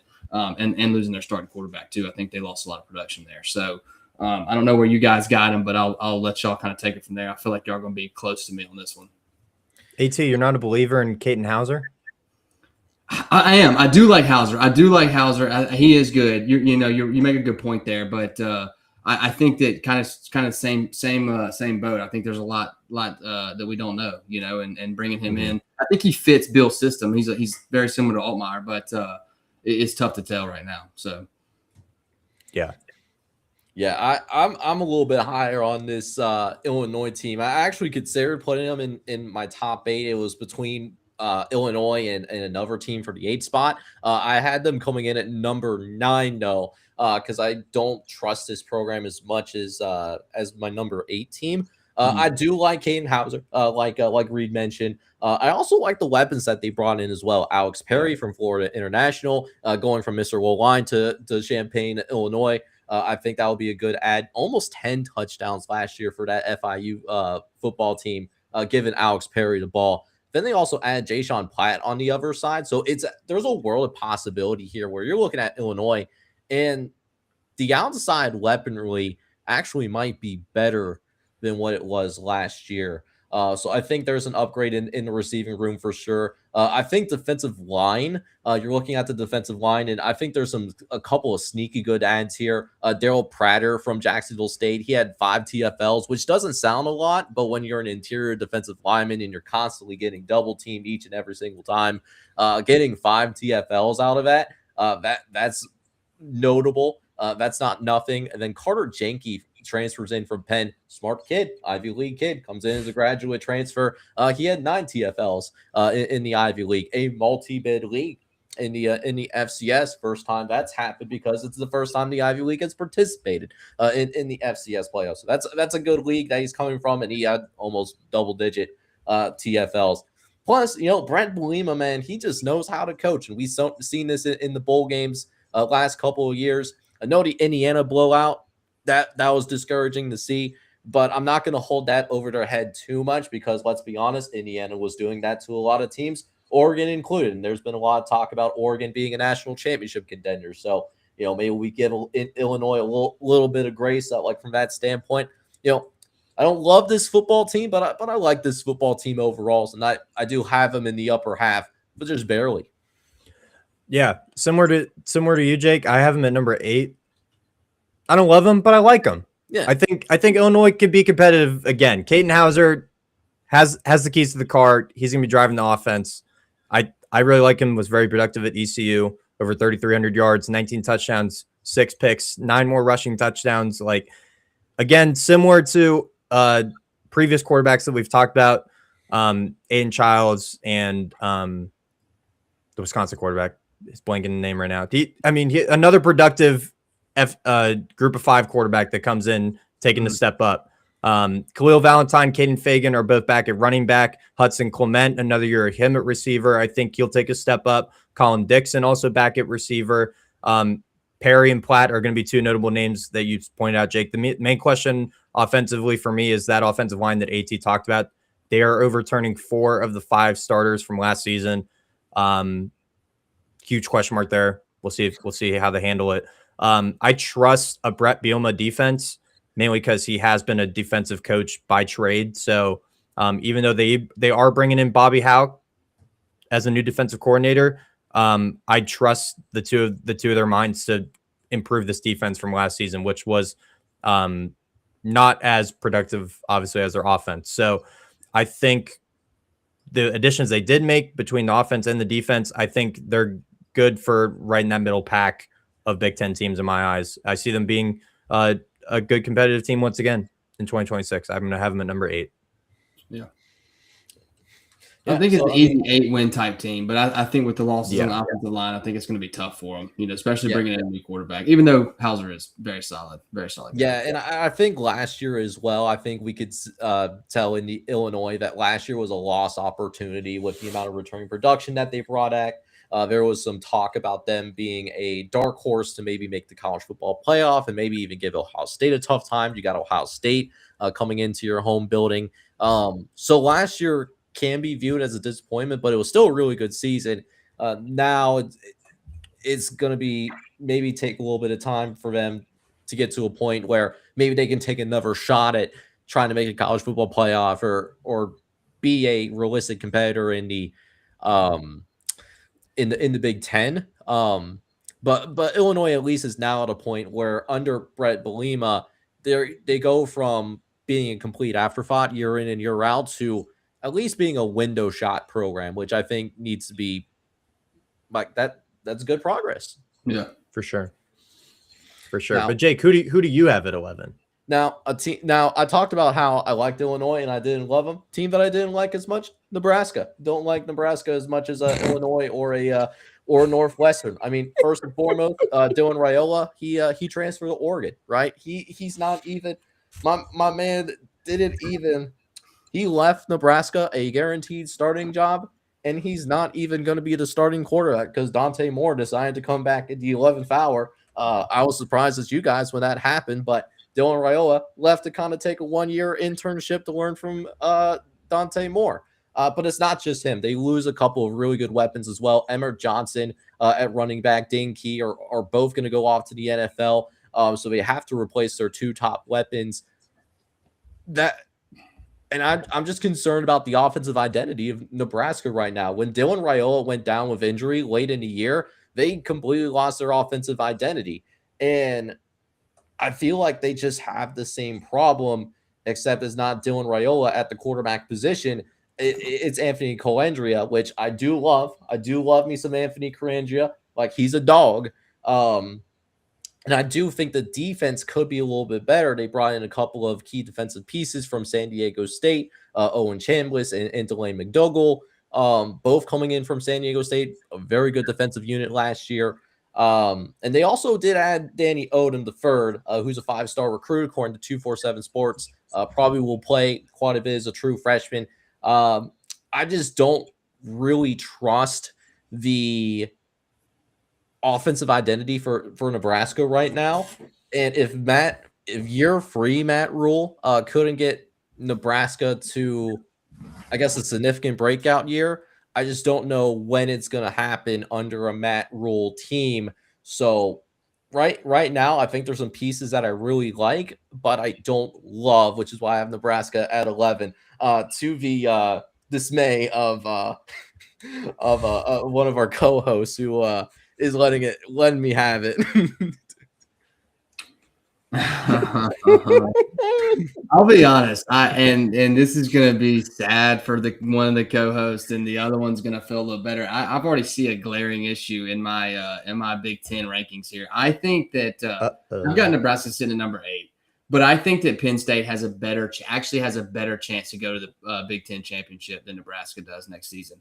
A lot of it's to do with schedule. I think Nebraska's got a gauntlet. Penn State's kind of got an easier route there. But also, I don't think these teams are much different right now. One thing is that I am not and just sold on Matt Rule yet. I think he's got some more to be desired. And I think that Campbell at least is kind of on the path of he could be the guy. He could be the guy. So we know less about Campbell at this level than we do Matt Rule, and there's just not a ton to be excited about so far with Rule. But yet again, Raiola gets hurt. It kind of broke their offensive identity down. I think you nailed that, Jake. So it could just be the case that they just kind of got dealt a bad hand last season. So it's tough to just say it's all Rule's fault. But they do. They lose Raiola. They lose Dane Key. They lose Emmett Johnson. These are all going to be key pieces that they got to have back next year, that they wanted to have back next year. A couple of those guys, obviously going to the draft and everything. But it's just tough to have them ranked any higher right now. They do add Owen Chambliss. I know you mentioned him. That's a dog on the defensive side. But, and Colandrea, he could be really good. But, we time will tell. I don't know if Matt Rule's doing the best job of getting the best out of his quarterbacks. But it is kind of surprising that Raiola left like he did. I feel like there has to be more to that story there. So, but yeah, I think they're still a middle tier team. They could easily go compete. I think they've got one of the best fan bases in the country. I'll always shout out the Cornhuskers for that. They always show up and show out. So it's hard not to pull for them. But right now I'm just not insanely excited about the trajectory of the football team. So got them sitting kind of middle of the pack at 8, 9-ish really for me. So. Yeah, I got him down there with you, Jake. I have Nebraska at 10. And some people have said, in various spaces that this could be the best Nebraska roster that Matt Rule has built so far in his tenure. And I see how people could be high on their roster on paper. I actually think the coaching is what's holding them back. I think the coaching is what's holding them back, mainly because of Dana Holgorsen as offensive coordinator. I'm not sold on Dana Holgorsen as offensive coordinator.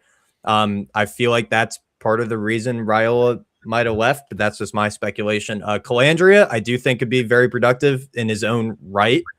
If you just look at his raw production at UNLV last year, he was amazing. He accounted for over 4,000 yards of all-purpose yards and over 30 touchdowns. So if he brings that raw production into this Nebraska offense, exactly for the points AT said, they're going to be competitive. They bring a huge chunk of their receiver pool back. They add Quasi Gilmore from UCLA, who I think is an underrated receiver addition. Replacing Emmett Johnson's production at running back is going to be hard to do. So it's going to be a patchwork offensive line. They have to replace 3 of the 5 starters. All my questions are on the offensive side. And if they can be better under Rob Arch on defense, I think Rob Arch is an underrated hire. He's going to run a 4-2-5 defense, which I think is the best base defense you can play. So I think Nebraska has definitely a chance to be competitive, but I'm not sold on Dana Holgorsen being the play caller. And because of that, I have him at 10. And I really want to know what Jake is giggling about. No, I'm just reading through the live chat. Just having a blast. I like reading the comments in the live chat. A lot of emotion tonight that's being brought out, and I think that's going to be a common theme as we go for our power comments ratings. But yeah, Reed, I'm right there with you. I've heard it being talked about as well with how Nebraska could have one of the better teams in recent memory. I guess for me right now, it's quintessentially I have the melatonin medicine right now going when it comes to Nebraska, and I'm also kind of giggling because this is how I am with Nebraska right now. Like, you see the dog sleeping, we're sleeping until further notice, and Matt Rule can get this thing turned around. If this offense has more substance outside of the quarterback position, I think they'll be an upper half team. But for now, Dana Holgorsen and the rest of his offensive staff, they have to prove it. Yeah. Agreed. They got to prove it. Yeah. They definitely got to prove it. Listen, I mean, we're officially we have completed the bottom half, but now we're going to go ahead and jump into the top half of this list now. And I appreciate you guys listening in. We're having a great time talking Big Ten football. So number 9, we're getting ready to jump into the top half officially. So Reed, you're higher on this team than Nebraska, but who you got in there in that nice little sliver between Illinois and Nebraska on your personal list? Yeah, and I only have them. I'm only giving this team a slight edge over Nebraska because of the head coaching spot, and that's the Iowa Hawkeyes. Kirk Ferentz is the model of consistency. He's been there over 20 years. I mean, you could basically pencil in Iowa as an 8-4 team every single year. You don't even need to look at their schedule. You can pencil them in 8-4 every single year because that's what Kirk Ferentz does. With Iowa, I feel like, I don't know about the two of you. I feel like Kirk Ferentz is kind of running out of time in his tenure at Iowa. He's been there for my entire lifetime, which is crazy to say. And I feel like they still just don't have the answer at quarterback. They still don't have the answer at quarterback. We've been talking about this for years now, that Iowa just needs a competent quarterback, and they'll be a playoff team. You saw it last year. They were how many one-score games? 1, 2, 3, 4. They were 4 one-score games away from being an undefeated team. And I don't know if that falls completely on Mark Gronowski or not. I don't know. But, they still don't have a competent quarterback. I have no idea who the quarterback is going to be. Hank Brown, okay. Jeremy Hecklinski, okay. Both of those are 2 unproven players for Iowa. And, Kamari Moulton's back at running back. I like that. Reese Van Der Zee at receiver has some promising upside. Their offensive line is going to have to move some pieces around, although they've been known to have the best offensive line in the country of the past few years. So I trust I trust their offensive staff to be able to produce that way. Their defense, I mean, Iowa always has a very stout defense. Bryce Hawthorne is probably the most notable returning player to that roster that isn't a transfer addition. So Iowa, model of consistency. I'm good putting them smack dab in the middle because they are going to be a competitive team no matter what. As long as Kirk Ferentz is there, they will be competitive. So Iowa, number 9. Yeah, I've got them sitting at 7. I agree with a lot of what you said. I'll keep it short and sweet here. Not much more to add. I mean, they do lose the quarterback, and Garnowitzki, they lost Jennings Dunker, which is one of their good defensive tackles. But I think that they're kind of, the quarterback questions alone, we don't know who it's going to be. It seems like they've kind of got some idea there, but we, still up in the air. We're in spring here, so we don't really know. They do have a good defense. We always know they're going to have a good defense. Like you said, Reed, a lot of close one-score games last season. If they can turn that around, then we're talking about a top 5, top 4 team, top 3 team in the Big Ten. But just haven't seen that from them here. I will say Deshaun Lee, one of their cornerbacks, I think is one of the best cornerbacks in the country. They've got several of those type guys on defense, though. No surprise there. Not much more to add. Just kind of a little bit hyper on them, just because I do think that they're 8-4 team that's just 1 or 2 plays away from being a 10-2 team. And so, if they can make those couple plays this season, then we're talking about a top 10 team in Iowa. If they can't, then they'll go 8-4 and go to a bowl game just like they have here recently. So that's pretty much all I got. Not to step on Reed's points there. Just kind of feel the same way about them. Yeah, and I'm a little bit similar to AT than I am to Reed on this one. I actually do have him coming in as my number 6 team. Listen, I think we know what to expect from an Iowa defense, like in any given year. This is going to be one of the best defenses in the entire country, in spite of the fact that they had 3 NFL players on that defense, as well as Brian Allen transferring to Vanderbilt.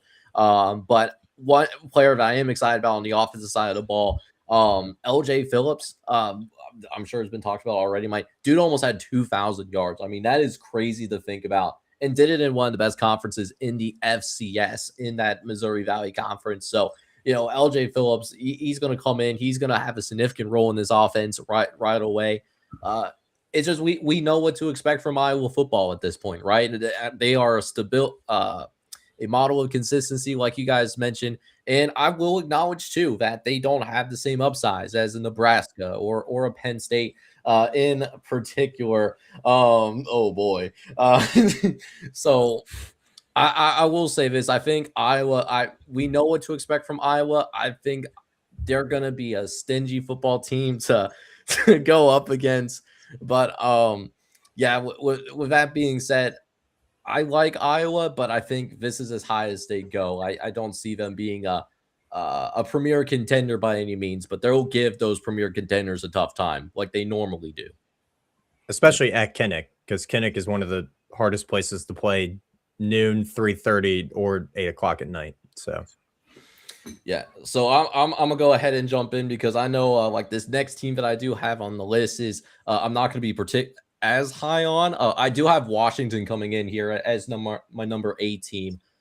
First and foremost, how is that locker room going to receive the fact that its starting quarterback said that he put a promotion, a post out saying that he was going to stay. He inked a multi-year NIL deal, only to then enter the transfer portal. And the only reason that he is back on this football team is because Washington had to sue him to get him to come back. So I think there's a really weird energy in that Washington locker room right now. But if he's received just fine and if it's not a significant distraction, I think Washington is going to be higher than 8 here. I think particularly the offensive line, which was one of their bigger problems when it came down to those bigger games and those bigger moments. That's why Washington struggled. The offensive line is going to be better. Cody Green is a 5-star recruit in his 2026 recruiting class. He's going to play right away. And then on the opposite side, they brought in Colt Dietrich, who was one of the lone bright spots on that Sam Houston football team last year. Horrific team. But he was not a reason why they were horrific. He did his job as the blindside blocker. He's going to start right away, transferring in from Sam Houston. I am also curious about the fact that they brought in Christian Moss as well. He transfers in Yes. from Kennesaw State, almost 700 yards and a couple of touchdowns last season. I think he's going to like help things out as well. But I think there's a weird energy around Washington, and I'm looking at it from the perspective of I think it is going to be a distraction given what happened with that transfer portal situation with their starting quarterback. Yeah, I mean, I'm a little bit higher on him. I'm not just going crazy. I've got him sitting at number 6 for me right now. I like Jedd Fisch. Huge. I mean, what's going to happen with the locker room with the whole Demond Williams thing? That's up in the air right now. He's a good quarterback, though. If he can get over that and the rest of the team can get over it, then, yeah, they're going to win games. But, I feel the same way as you on a lot of it, Jake. They did lose a big running back in Jonah Coleman. They added a couple guys there, but nothing that's just to sing home about. To me, still a really good football team, still a top 5 to 10 team here. So got him sitting at 6. I think that Jedd Fisch is a good coach. I think Washington's going to continue to trend in the right direction, but I don't think they're one of the best teams in the conference. So, yeah, ditto. I also have Washington at 6. I feel like Jonah Coleman is arguably a bigger question mark than Demond Williams is right now. I feel like the Demond Williams situation came and went. We'll see how that plays out. Obviously, that is a big talking point. But Jonah Coleman, was an all world running back for them. That's a lot of production to fill as he graduates. So Jaden Lamar is probably the most notable name coming in from the portal, at least. Transferred in from Oregon, former 4-star prospect. Jordan Washington was a redshirt freshman last season, got some game time last season as well. So I expect them to rotate at least at running back. Christian Moss is the standout addition on offense for me, as Jake pointed out. Was the best receiver on that Kennesaw State team last year, conference winner. So I expect him to immediately fill the shoes of Denzel Boston. Probably not to the same level, but at least we'll fill those shoes to some degree. I feel like their defensive line additions don't get talked about enough. Kai McClendon from the Mississippi State Bulldogs comes in at defensive tackle. Logan George from Ohio State got a couple of game time. Darren Conley from Ball State, Deshaun Watts, Sacramento State. They combined for 46 tackles between the two of them and 32 quarterback pressures. So I think those two will be standouts on the defensive line. And yeah, I mean, biggest question mark for me is that running back position, because Jonah Coleman was everything for them aside from Demond Williams and Denzel Boston offensively. So if they can find some way to backfill that Jonah Coleman production, I expect Washington to be right back where they were last season, near that upper tier of the Big Ten, number 6. Yeah, I agree, obviously. All right, so we find ourselves now getting into our top 5. So, really starting to get into the the contenders of his conference, or at least teams that I think have a realistic shot. So to kick things off with that top 5, AT's the man of the hour, in uncharted territory, talking about Midwestern football. AT, my man, what are we working at in terms of who's going to be kicking off your top 5 for you? Talking Midwestern football for number 5, I'm going all the way out west. I'm looking at the West Coast completely. Looking at Southern Cal here, USC sitting at number 5. I feel like this might even be a consensus across us here. I don't know where you guys are at on them, but to me, they're the 5th best team in the conference until proven otherwise. Obviously, incredible high school recruiting class. Hard to tell that that's going to mean anything, though. There was an interview with Kirk Cignetti literally this last week, and he said the exact words. He said, it's hard to have these guys in high school come and be productive. It's hard to develop them. In other words, we want these 23, these 22-year-olds to come in here that have already been developed for us.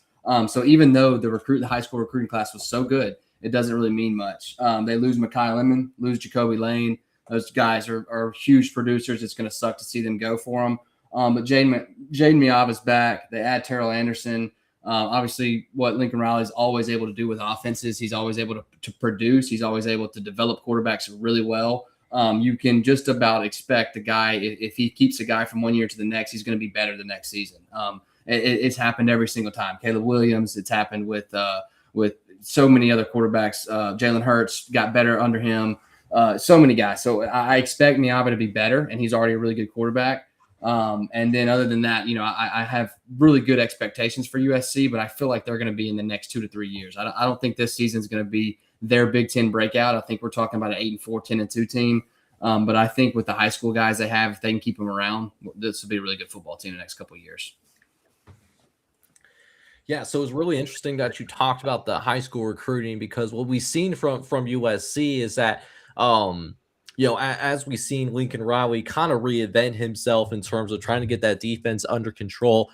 We actually have seen less of a reliance from the transfer portal and seeing more of that like high school developmental talent. So, we're talking about 2 years in a row where USC brings in elite recruiting classes in terms of its USC football team. And they're also getting a lot better in the trenches as well, which was a huge problem a couple of years ago. That shouldn't be a problem anymore. I mean, they brought in Zariah Fisher from Penn State, and he's someone that's obviously going to start in that USC defense. He did pretty good over there at Penn State. But then they also brought in 5-star recruits that are going to play on that defensive line and are going to make an impact right away. Luke Waffle and Jamian Winfield.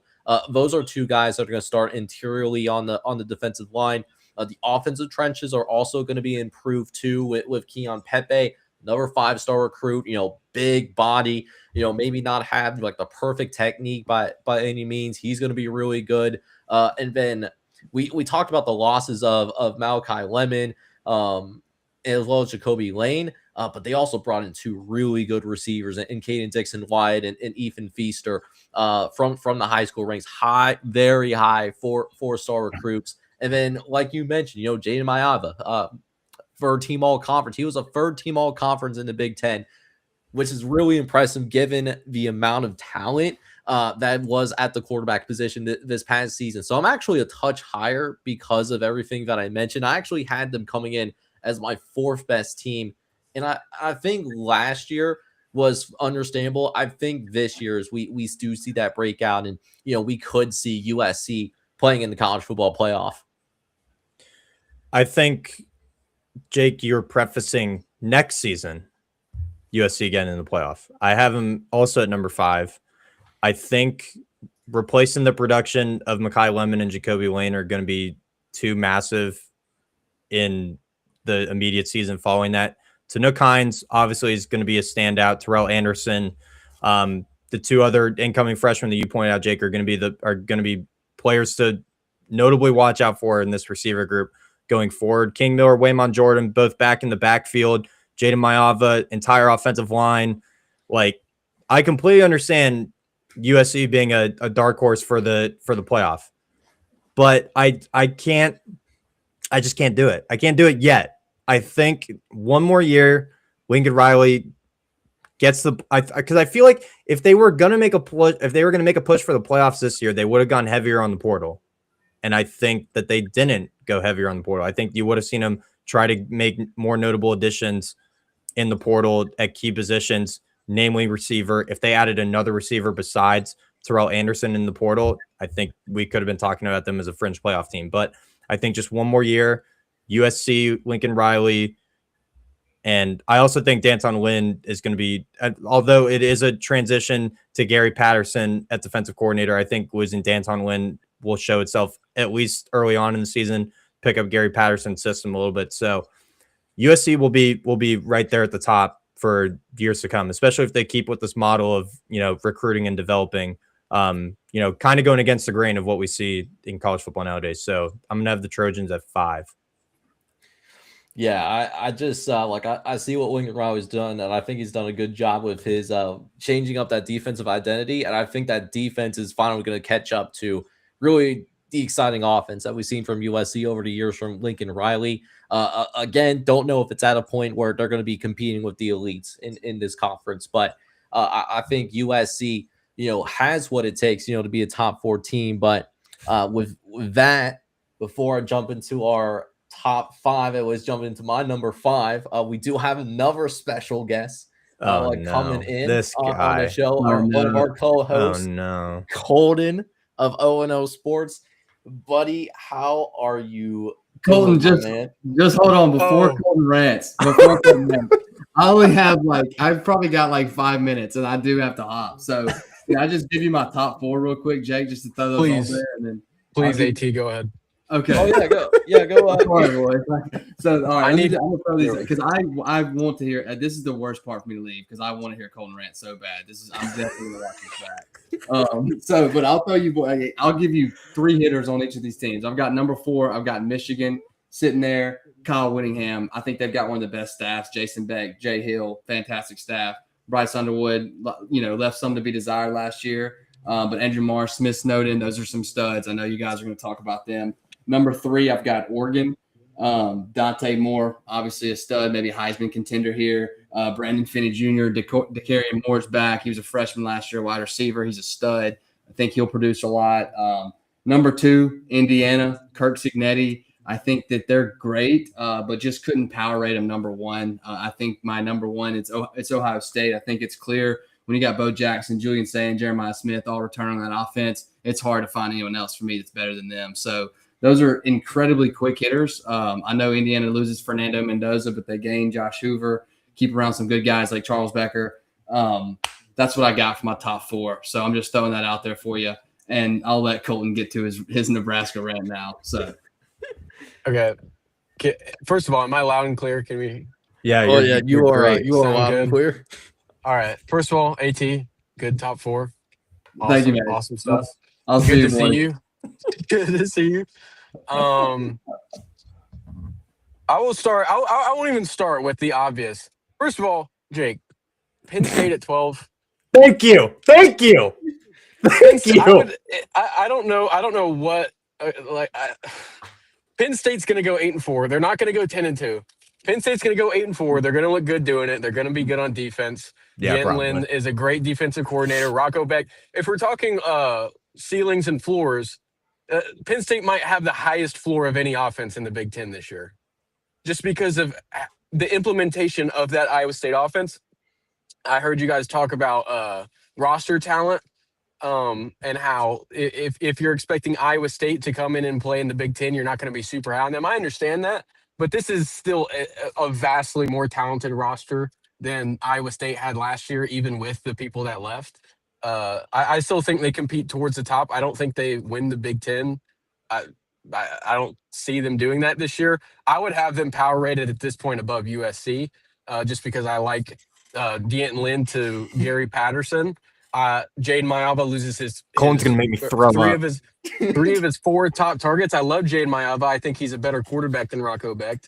Jaden Mayava also loses his 3 of his top 4 targets, including a safety blanket tight end, Jacoby Lane and Makai Lemon, who are 2 arguably top. One is inarguably a top 15 pick in the NFL draft. The other is top 3 rounds easily. When you lose talent like that, they're going to have it in Southern California naturally, but I just wanted to get that out of the way. I would have Penn State vastly higher just because of, if you look at the national championship last game, Indiana, Miami, what were those 2 teams the best at? Offensive and defensive line. I think Penn State's offensive and defensive line are still awesome. Obviously, they lose Denai Dennis Sutton. They lose Zane Durant. It's a new regime, so there obviously is more room for error there, but D'Anton Lynn, in my opinion, is a step up from Jim Knowles. I think Jim Knowles, given 2 or 3 years, would have made it pretty good, but obviously wasn't afforded that much time. Now, with that being said, sorry. Here we go. We talked about Reed, you specifically, you talked about the offensive identity at Nebraska. What was Nebraska's offensive identity last year? Spam Emmett Johnson. And Dylan Raiola. The past 2 years of offense at Nebraska has been getting Dylan Raiola opportunity to become an NFL player. Obviously, when you lose Dylan Raiola in the middle of the season, you get derailed. Well, what was Nebraska's biggest issue this year outside of Dylan Raiola getting injured? They couldn't stop a nosebleed on defense. Correct. They were tiny and underdeveloped and young on the defensive line. You bring in Rob Arch, like Reed talked about, top 10 coordinator at the group of 5 level. San Diego State was a top 15 defense last year. Great at stopping the run. You talked about the 4-2-5, notably in the portal. They don't get uber talented on defensive line, but what do? They address the issue. They get bigger on defensive line. Second of all, We talked about offensive identity. I just said Dylan Raiola was Nebraska's offensive identity. You had Emmett Johnson, of course, was an almost all-American running back, probably a top or a day 2 NFL draft pick. You can say that. I would have no issue with you saying that. My thing is, if we're talking about offensive identity in year 4 under Matt Rule, we talked about Dana Holgorsen. We have not seen a Dana Holgorsen offense so far in his time at Nebraska. We have seen a revamped Marcus Satterfield offense with more slants. When you brought Dylan Raiola in, and there's no issue with bringing in a 5-star quarterback, everybody says yes to that. You cater to him, especially if you're a team like Nebraska, who's not Georgia resources, who's not Ohio State resources. 100%, I understand. Dylan Raiola is a great quarterback. I think the move to Oregon was the best possible decision he could have ever made in his life, and I think it shows a level of maturity for him specifically that I did not think he had prior. With that being said, if we're talking about offensive identity next year, let me ask, what system did UNLV have with Anthony Calandri last year? Spread pro. Correct. Who ran one of the best spread pro offenses other than Indiana, obviously, in the country? I'll go ahead and answer for you. Georgia Tech. You know who Nebraska got from Georgia Tech? Their offensive line coach, Jeep Wade. It might be Jeep. I don't know. I can't remember. Jeep Wade. One of the best offensive line coaches, one of the best offensive lines in the country. They bring him in. They also bring in a hell of a ton of snaps from the Power 4 in to bolster the offensive line, which was pretty good anyways. If you take out the 2 tackles, if you take out pass pro, running the ball was already a very good offensive line. You keep intact a very good offensive line. You add a ton of snaps. You add one of the better offensive line coaches in the sport in Jeep Wade. You establish Anthony Calandria. You bring him in. They ran a great pro spread offense. Jeep Wade ran a good, one of the best pro spread offenses in the country. That is the offensive identity. That is what Dana Holgorsen's modern offense has looked like. Tons of RPOs, we are now going to see a Dana Holgorsen offense. I know we might be very bearish on Dana Holgorsen so far. I am also a wait and see kind of guy, but to think, because the offense wasn't great after Dylan Raiola, who was the focal point of the offense last year, that he is not a good offensive coordinator, I would argue that is untrue. I think the offensive identity shifts to the pro spread. You bring in one of the best pro spread offenses in the quarterbacks in the group of 5. You bring in, like I said, the offensive line coach. You also have good running backs behind Emmett Johnson that didn't get a ton of burn. We saw it wasn't Ives, it was somebody else in the bowl game for Nebraska who looked very, very good. I don't think you're short of talent at you're not short of talent at running back. You also bring in Quasi Gilmer, which I believe Reed talked about. You bring in Anthony Black of Iowa State at guard to replace I forget his name. Anyways, you get what I'm saying. The offensive identity. Oh no.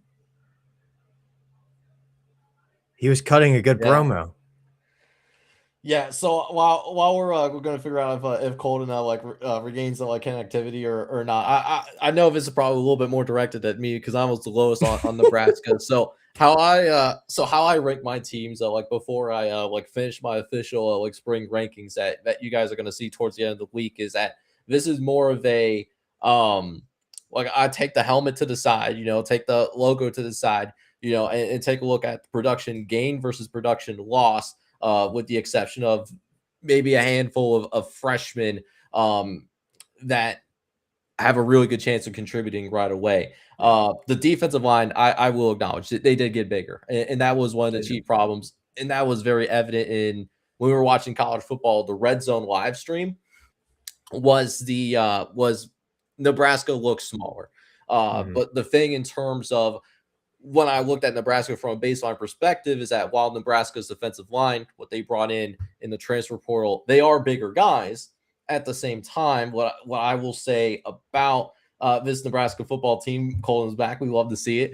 Hello. Is that hi? Welcome back. Okay, I will say about this Nebraska football team is while they are bigger on the defensive line of scrimmage, when I was looking at their stats, these were guys that were super productive. So again, on paper, they should be better and they look better.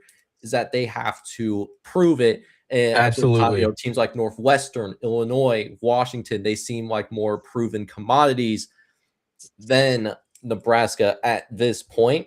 But I do acknowledge that Nebraska does have pieces in place where they can surpass those 3 teams I talked about that look like more proven commodities at this time.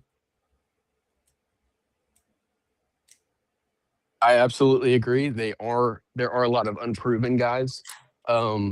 But the thing is, when we're talking about the size differential, I mean, we're talking linebackers on the edge. We're talking small edge rushers at defensive tackle. This is the kind of changes we're seeing implemented. We're bringing in a number of guys. Hold on, give me 1 second.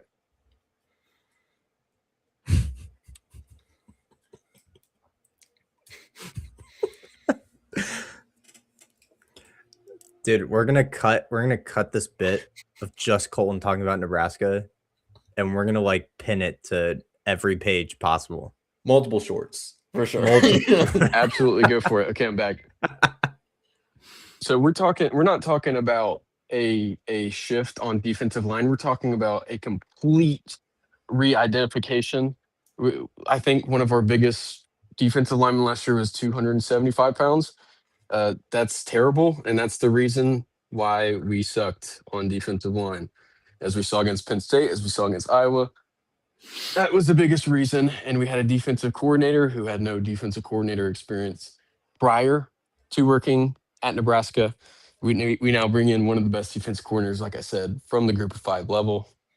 So I understand why some people would be, I guess, less. I say some people, why you gentlemen here would have him or have us outside of the top 10, outside of the top half. I think Nebraska is easily a 6 or 7 win team in 2026 just because of the floor. Like if we could redo it, like I was about to say before, a comet hit my satellite and I lost signal somehow. If we could redo it, 100%, this is the method we should have gone down.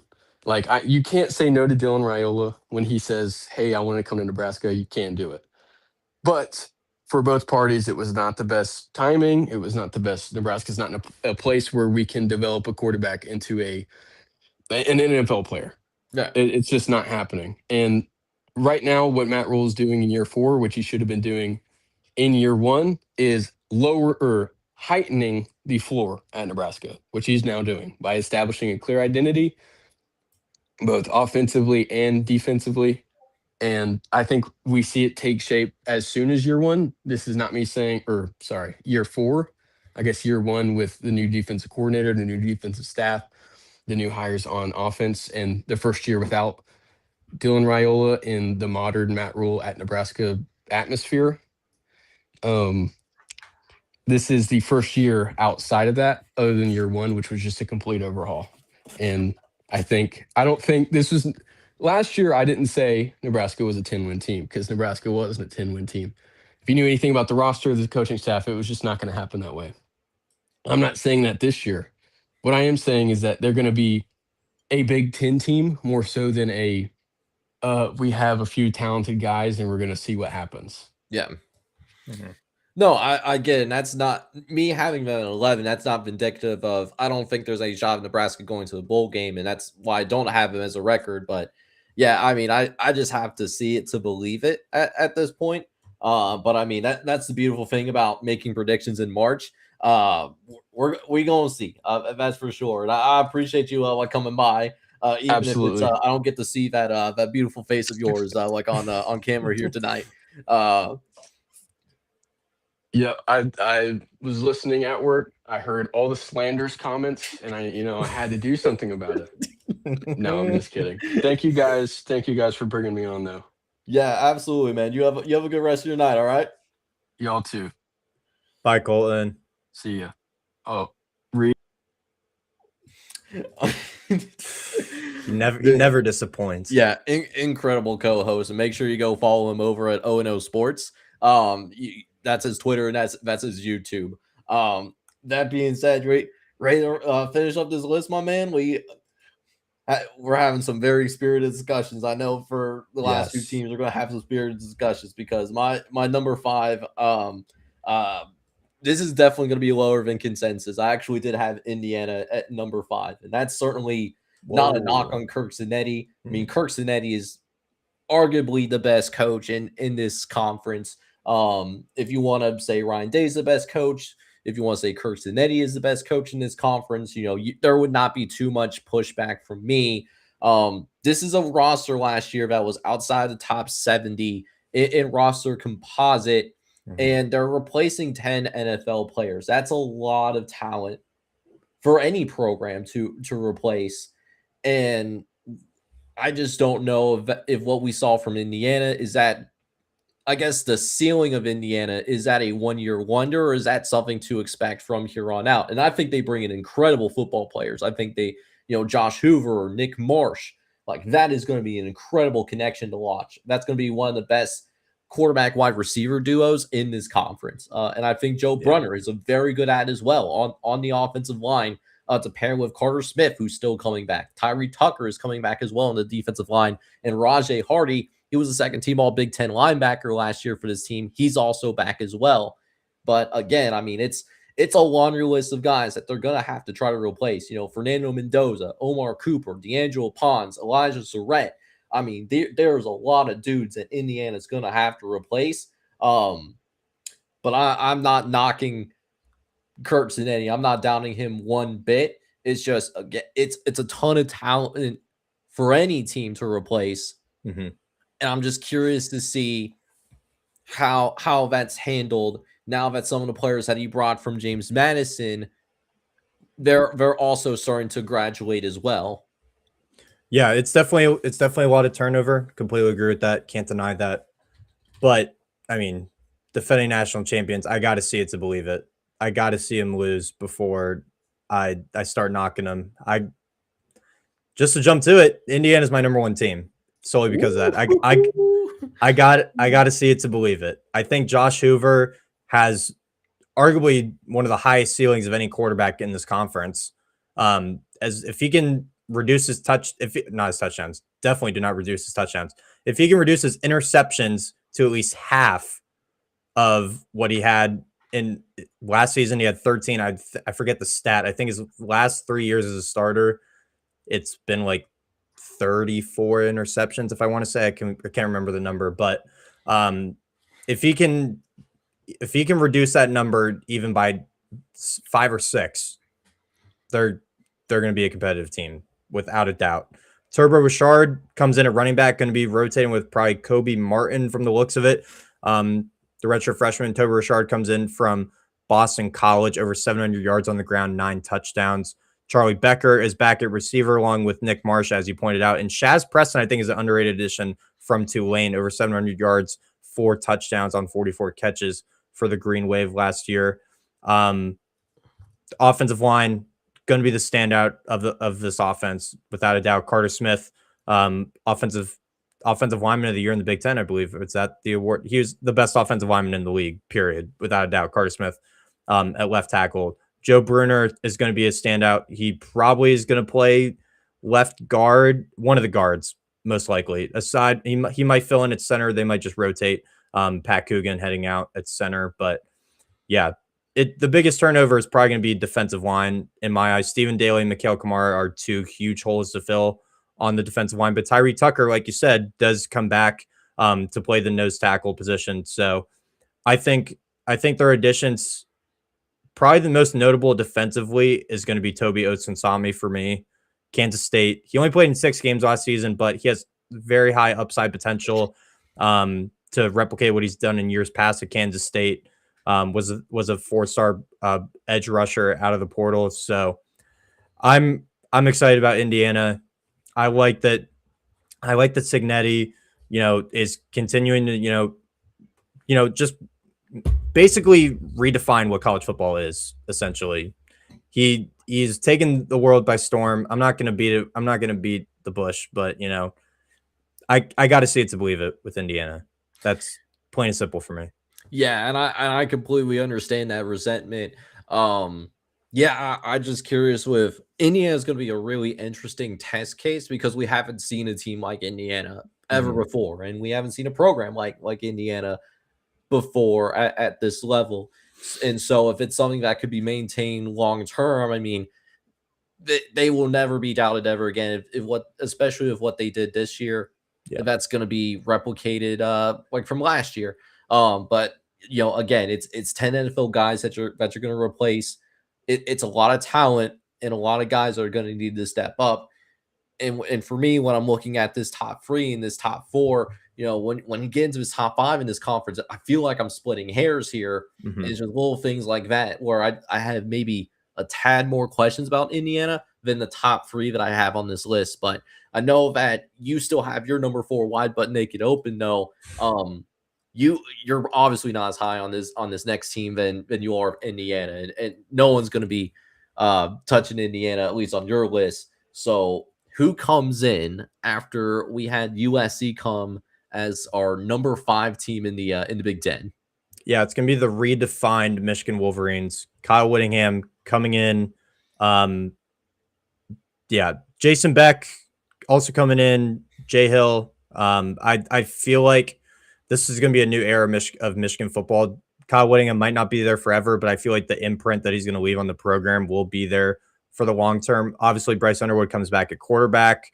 Jordan Marshall back at running back. They do lose Justice Haynes to Georgia Tech, but Savion Hitter comes in at running back, was the top prospect at the position in this past cycle, alongside Taylor Tatum, who was a previous 4-star prospect, comes in from Oklahoma. Didn't get a lot of game time there, but has obviously the upside of a 4-star prospect. Andrew Marsh is back at receiver. Kendrick Bell back at receiver. They add Jamie French from Texas, who has a lot of upside. Only played in 3 games last season, dealt with some injuries, but has obviously a high upside there as well. Travis Johnson and Brady Marquise, I think that's how you pronounce that, 2 4-star prospects coming in as well at receiver. They had JJ Buchanan, who is a high upside tight end.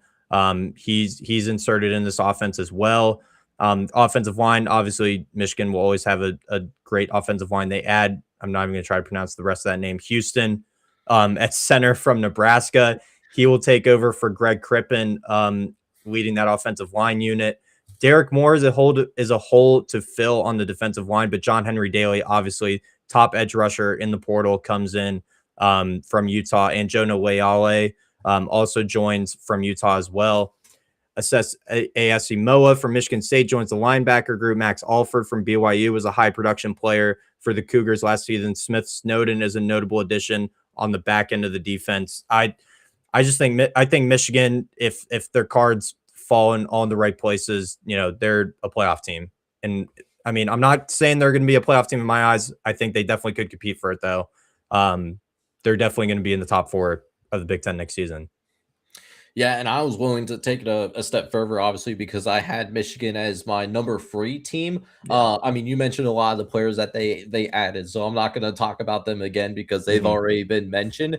I think really the biggest improvement is not only is Michigan, they have a talented roster year in and year out, but the biggest thing that's been holding them back was that we saw Sherrone Moore hold this program back over the last couple of years. I know it was a feel-good story for a little bit, coming in as an interim coach for Jim Harbaugh with all the tumultuous suspensions that he was dealing with. He wins a big game on national television, and he starts crying and just giving his thanks to everybody. It was a feel-good story for a while, but I think in retrospect, we saw that Sherrone Moore held this program back when he was the head man in the long term. And now that Kyle Whittingham is here, like you mentioned, he's probably not going to be here for long, right? He's one of the older coaches in the FBS and not just in the Big Ten, but he is at least a quintessential adult in the room, which is, I think,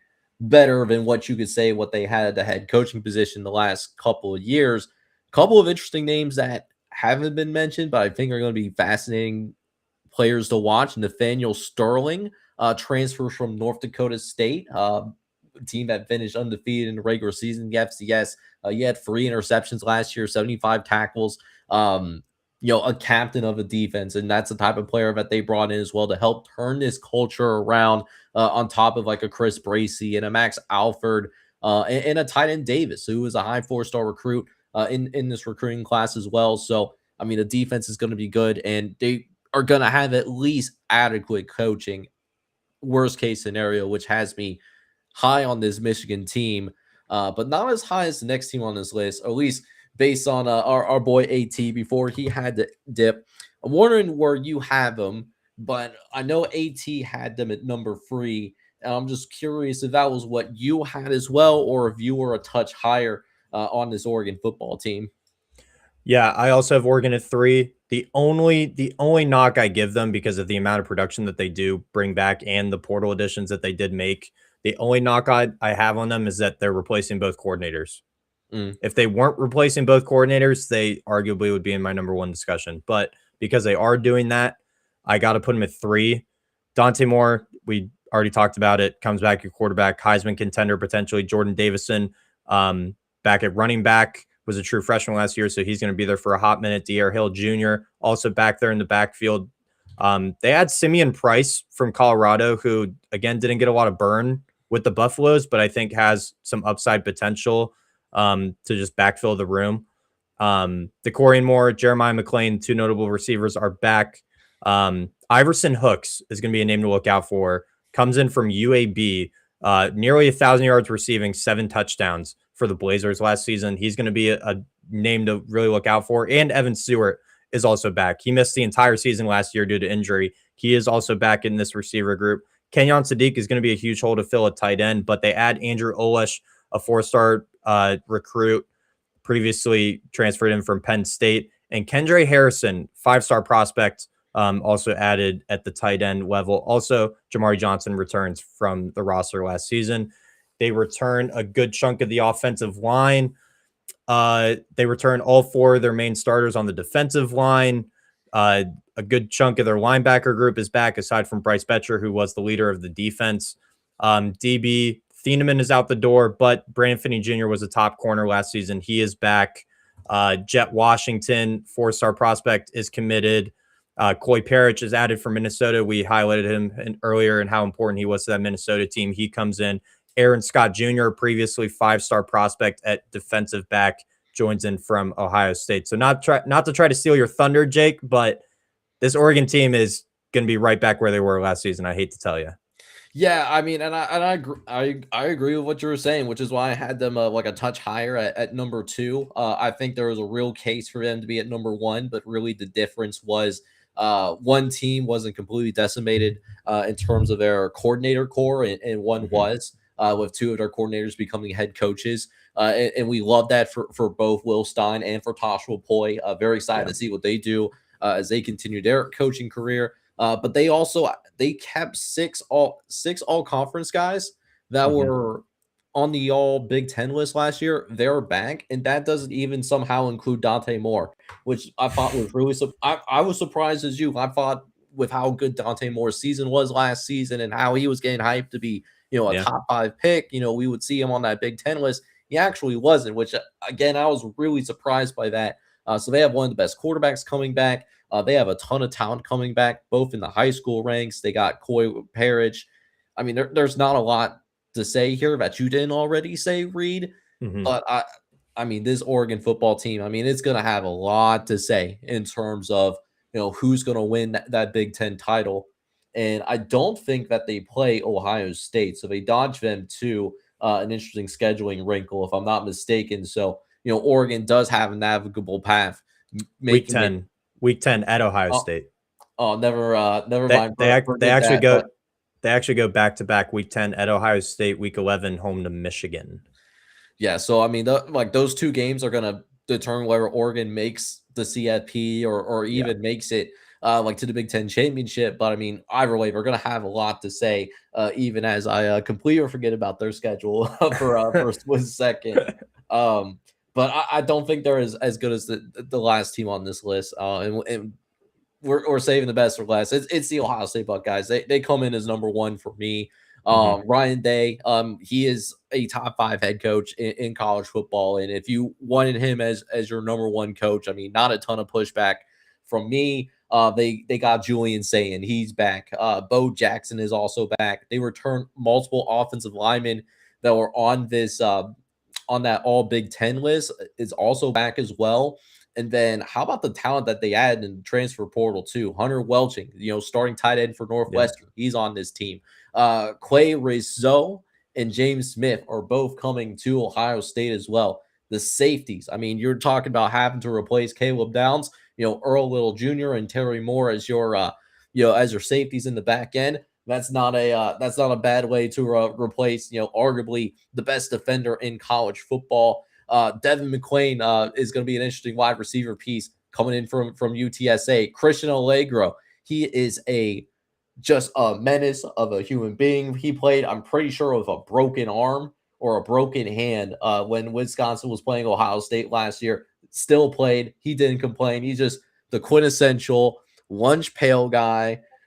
Glue guy, sneaky athletic, just absolutely plays the game the right way. That's Christian Allegro in a nutshell. And all of this, and I haven't even talked about the greatest receiver in college football right now, Jeremiah Smith, who has a true freshman. Probably if he declared after his true freshman year for the NFL, he would have been a first-round pick. And the fact that they have at least one more year with him is a bless, not only for Ohio State, but it's a blessing for college football as a whole to watch him play the game. It's just, he has been one of my favorite players to watch, and I'm excited to see what he can do as he continues to build that connection with Julian Sayin as he enters his second year as a starting quarterback. Yeah, and we didn't even mention that the turnover at wide receiver coach with Brian Hartline going to South Florida. Cortez Hankton, arguably the second best receiver coach in the country from LSU, comes in, just casually fills in that wide receiver coaching spot.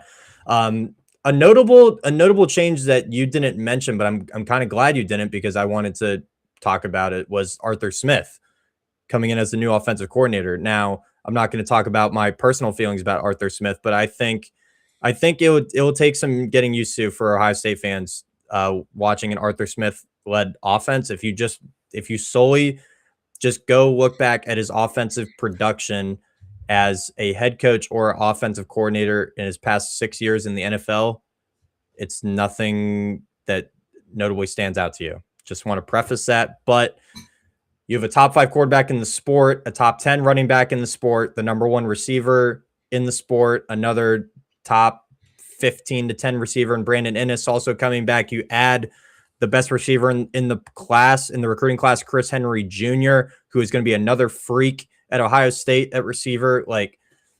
Yeah, I mean, it's hard to overlook Ohio State, which I did in my rankings, but I mean, you easily could interchange Indiana, Ohio State, in my opinion, but it's just tough right now for Ohio State. I just can't get behind Arthur Smith at the moment, but then they'll go play. Who do they play week 1? I don't even know. Oh, they'll go play Texas, right? They have Texas on their schedule. They'll go play Texas in week 2, and they'll just shut me up. They'll put up like a 40 spot or something. So yeah, and we'll see if because we have seen this before, where we've seen NFL coaches who have underperformed, go to Ohio State, and then they end up killing it at Ohio State. Matt Patricia last year was a perfect example of that. I know last year for me around this time, I had questions about how Matt Patricia is going to do as a new defensive coordinator trying to replace Jim Knowles. Granted, this was after Jim Knowles spent more of it than 1 year at Ohio State, which is really important because usually a year 1 Jim Knowles defense doesn't look too great. Year 2 and beyond, it's a smooth running machine. But Matt Patricia comes in and he does an excellent job, and we could see that too. The only downside for Arthur Smith is that he can't somehow bring Jonnu Smith over. I know that he somehow has an obsession or Kenneth Gainwell, or like him as well. I know that we have seen at least a couple of former NBA players trying to get college basketball eligibility. Haven't seen that yet in college football. I'm not saying that they should try it, but that's really the biggest downside for Arthur Smith taking this job. He can't take Jonnu Smith with him, so we'll pour one out for him there. Mainstay but of I the think offense. the weapons that he's going to have, I'm sure he's going to be just fine. Yeah, for sure, without a doubt. So Reed, I don't know how we pulled it off alongside AT, because I know AT had to leave a little early, but we made it. We made it for the entirety of the Big Ten conference. Before we go ahead and like sign off here tonight, man, like what any fascinating thoughts about this this Big Ten before we sign off for the masses? Penn State. I'm telling you. Except it'll all blow up in my face. We'll lose to like Temple in week 2. So, I mean that's a really intriguing road game. Shout out to Temple, by the way. Road game. They have the practice going on the road. It's still like somewhat notable, right? But yes, no, it's gonna be fascinating. Like shout out to Temple being able to get big time games in their home stadium. They did this with Oklahoma last year, and now you get another really big brand in Penn State coming into your building, and it's an in-state opponent, so I'm sure that's going to be a really good time for for both teams involved. Penn State, I know they travel pretty well, and they don't have to travel too far. Philadelphia being not too far away, at least compared to some of their other Big Ten opponents. So, hey, we're gonna go ahead and sign off here for tonight. But guys, thank you guys so much for tuning in. Really appreciate you. The fact that it is in the middle of March and you sat down and listened to 2.5 hours of the silky smooth voice of Reed, of AT, and we even got a little sprinkle of Colton in there as well, which I deeply appreciate. So with that being said, hopefully you guys are all out there having a good night. If you haven't done so already, make sure you hit that like button as well as hit that subscribe button as well. With that, this is Jacob, College Football Red Zone, signing off. Hope you guys are all out there having a good one. Take care, everybody.